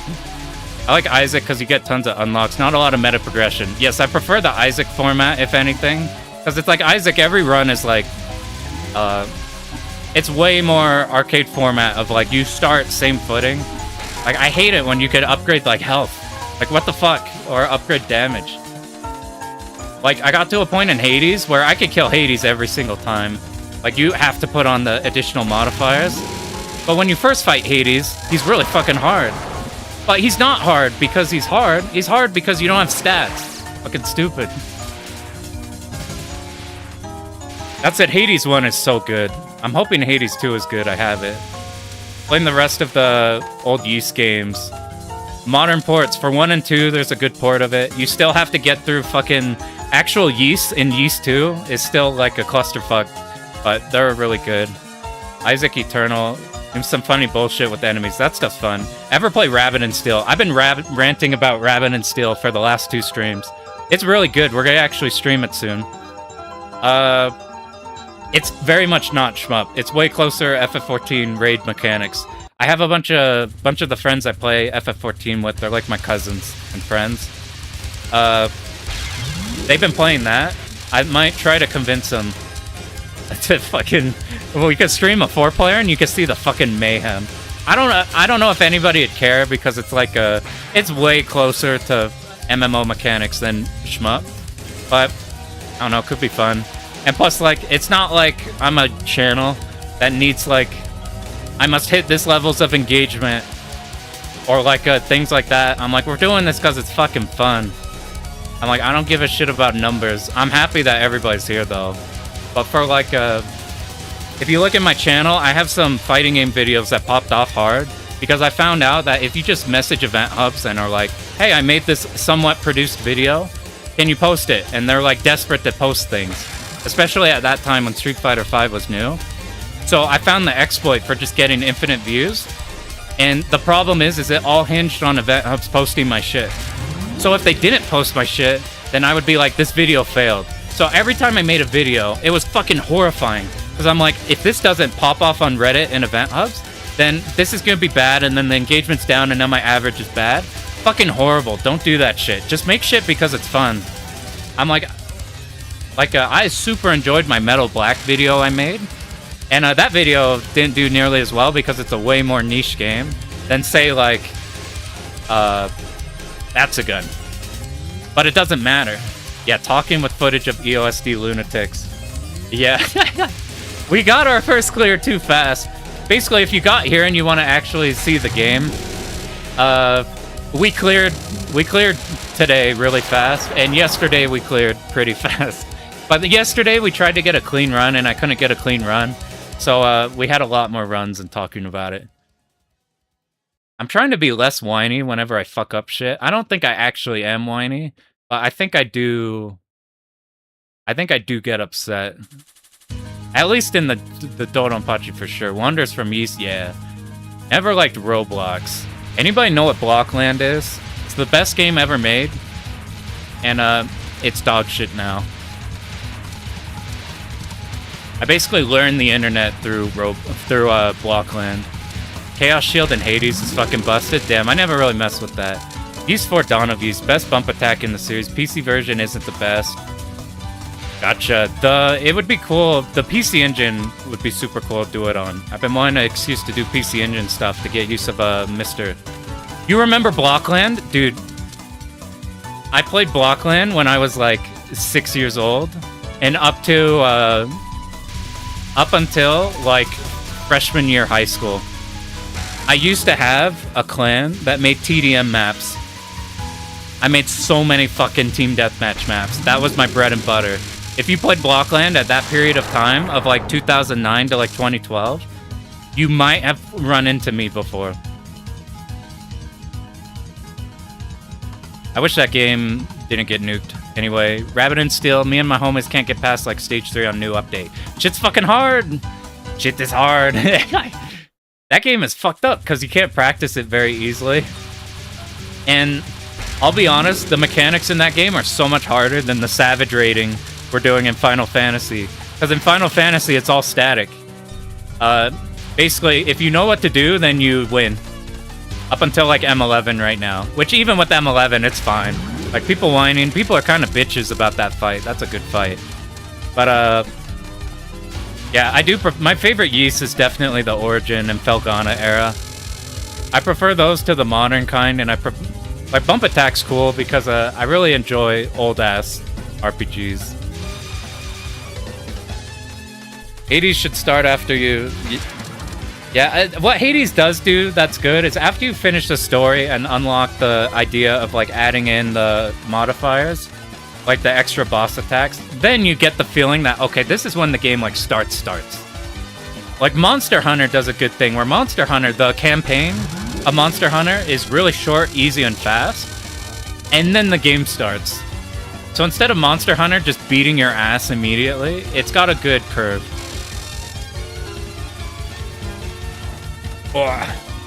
Thing about making stuff you actually like is every time someone like you, yeah, then it's like, it's cool other people like this shit too. You played Blockland in like 2011, you were 8. Yeah, I was like, in that era, I was like, what was I? It was like middle school times for me. That shit was crazy. There used to, man, that was times. You remember death runs? That shit was awesome. Alright, I think once this run has finished, we'll probably call it there. So, what do we play next? I think we play Maho. So my hard game next is Touhou 7 to continue like going through, because I want to, now that we're done with this one, I want to do the other ones. But for not like especially hard game, I'm gonna do Maho 1. I need to eventually do Mushi, the Mushis. There's a bunch of caves we could do. Pro Gear, there's a cool 1-all route I want to do. The Yagawa games I haven't done. You're gonna wish with Oath and Felghana. Yeah, I love, so Felghana, I'll be honest, the new art that they do in re-releases of Felghana I don't like too much. I have a guide for Prism River Sisters Fight in Touhou 7 Normal. There's a guy who made a 7 Normal guide, I think. It might have been a Lunatic guide. I'm not sure. I'll fuck around with it whenever we do that. Thunderblade is a cool game. Thunderblade's the helicopter one, right? You go like vertically up and down. That one would be cool as fuck with the actual like sticking things. Felghana is like a super, like the gameplay is extremely jank, but the vibes are really good. It's like a fucked up game, but the vibes are good. Yeast Origin is like that, but like the gameplay's way more solid. Wait, no, Felghana... Oath and Felghana is like a... It's not as jank. Yeast 6 is the jank one. Most guides are for Lunatic. Acha. I mean, I'm gonna fuck around with 7 Lunatic, and then I'll know how the Lunatic strats work, and then see how the normal strats differ. Shit like that. So I don't know what game I need to do the Mushis eventually. Yeast Origin impressed you? Yeah, Yeast Origins is really good. The other ones are like that, just the combat's a little more jank. Like in Yeast 6, if you want to move fast, you have to jump, tap, hit, and then tap forward. Or it's jump, tap forward, and then hit. It's like you have to jet upper it, like in Tekken, and then you can move fast. And getting a racing game set up, that'd be cool. Alright, so this is the plan. I'm gonna stream. You know, it could be as soon as like this week, because I already know how to beat Maho. It would just be learning Bornum. Because I want to make a Bornum video next. Basically, the videos I'm going to do next are we're going to talk about Donpachi Touhou before I forget how you do it. I'm so far behind in runs of doing the videos on. And then the next guide video is it's probably Maho, Mushi, Bat Rider. This isn't in order. This is just a bunch of games that I might do. Pro Gear. Something. I don't know. Oh. Maho isn't the Touhou-like one. The Touhou-like one, well, it could not be this one, but Castle Shikigami. Maho is the Rising game before Yagawa and Battle Garaga. It's the fantasy, like, compile-style games. Rising's first games. So, like, Sorcerer Striker, Kingdom Grand Prix, Great Maho Daisakusen, D-Maho is what that's called. Those games are so good, by the way. They have some of my favorite aesthetic. The pixel art in Sorcerer Striker is like one of my favorite aesthetics in everything. D-Maho's awesome, and I've only done like birthday cheeky clears. Not like real shit. Yeah, that jump in... Yeah, it's really satisfying in Yeast 6 once you can do the like fucking... the jet uppers, so you're constant jump slashing and moving really fucking fast. But like getting that to work at first was super weird. Or getting, like, the spin. You had to, like... It was like doing, I don't know, your attack into, like, an ender thing. You had to, like, just frame it. That stuff's cool, though. It, like, adds some spice. Oh, man. Much games. We're done with probably the hardest Touhou for us. There are harder Touhous if you're not trying to cheese. This game you cannot cheese. The rest of them we can. Except we can't, because 7 and 8 we can't really cheese. We have to do 7, honestly. But 7 is basically this game, but more refined and less fucked up. 8, I've played... 8 won't take that long. 8's one of the easier ones. We almost cleared it on accident on one of the other streams. Which I could not say could ever happen for this one. And then you finally reach 10, and then all of the Touhou games from 10 and onward fall apart to stupid-ass bomb mechanics. They'll be so funny. So, like, I'm looking for next hard game. That is, 12 would be a pretty cool clear. I'm feeling it, dude. It's gonna be... There's such a cool route I want to copy. It's probably gonna be hard, but it's gonna be so fun. 12 is gonna be sick, dude. Man. You literally bomb all of stage 5 and 6. Dude, Sane in 12 might be my favorite shot type. The bomb that lets you point blank on enemies, and your point blank is a spread of frogs. And you just sit on top of no collision on bosses. Routing with UFOs. Routing so that the bosses are brain dead. It's gonna be so good. Everybody whining about show lasers. I'm pretty sure this route doesn't even deal with the lasers. You quite literally, every single pattern is fire. Oh, we hit bomb. We go point blank. It fucking dies. We pick up 800 bomb UFOs. We bomb all of, what's her name? The final boss. I can never remember names. Fucking superhuman lady with the Buddha thing. I'm shocked I can't remember her name. Damn names. Anyway, that's show Kirby lasers aren't too bad on normal. Yeah, Byakuren. That's her name. Show Kirby lasers? Yeah, I remember when playing this on normal. I didn't have too much of an issue. Lunatic, we're just gonna bomb them, so we're gonna enjoy the suffering of people who actually play these games while we just bomb the whole game. We kind of did that in this one. You get so many bombs. Anyway, that's it for me. I'll be back soon with Maho stuff. It probably won't take that long. Thanks. This was a blast. We kind of just yapped the whole time. I had to rant about shit. You got to be subjected to shitting on gacha games. Beautiful. Alright. Good luck on all your runs you guys are doing. Find some sick-ass replay and copy the fuck out of it.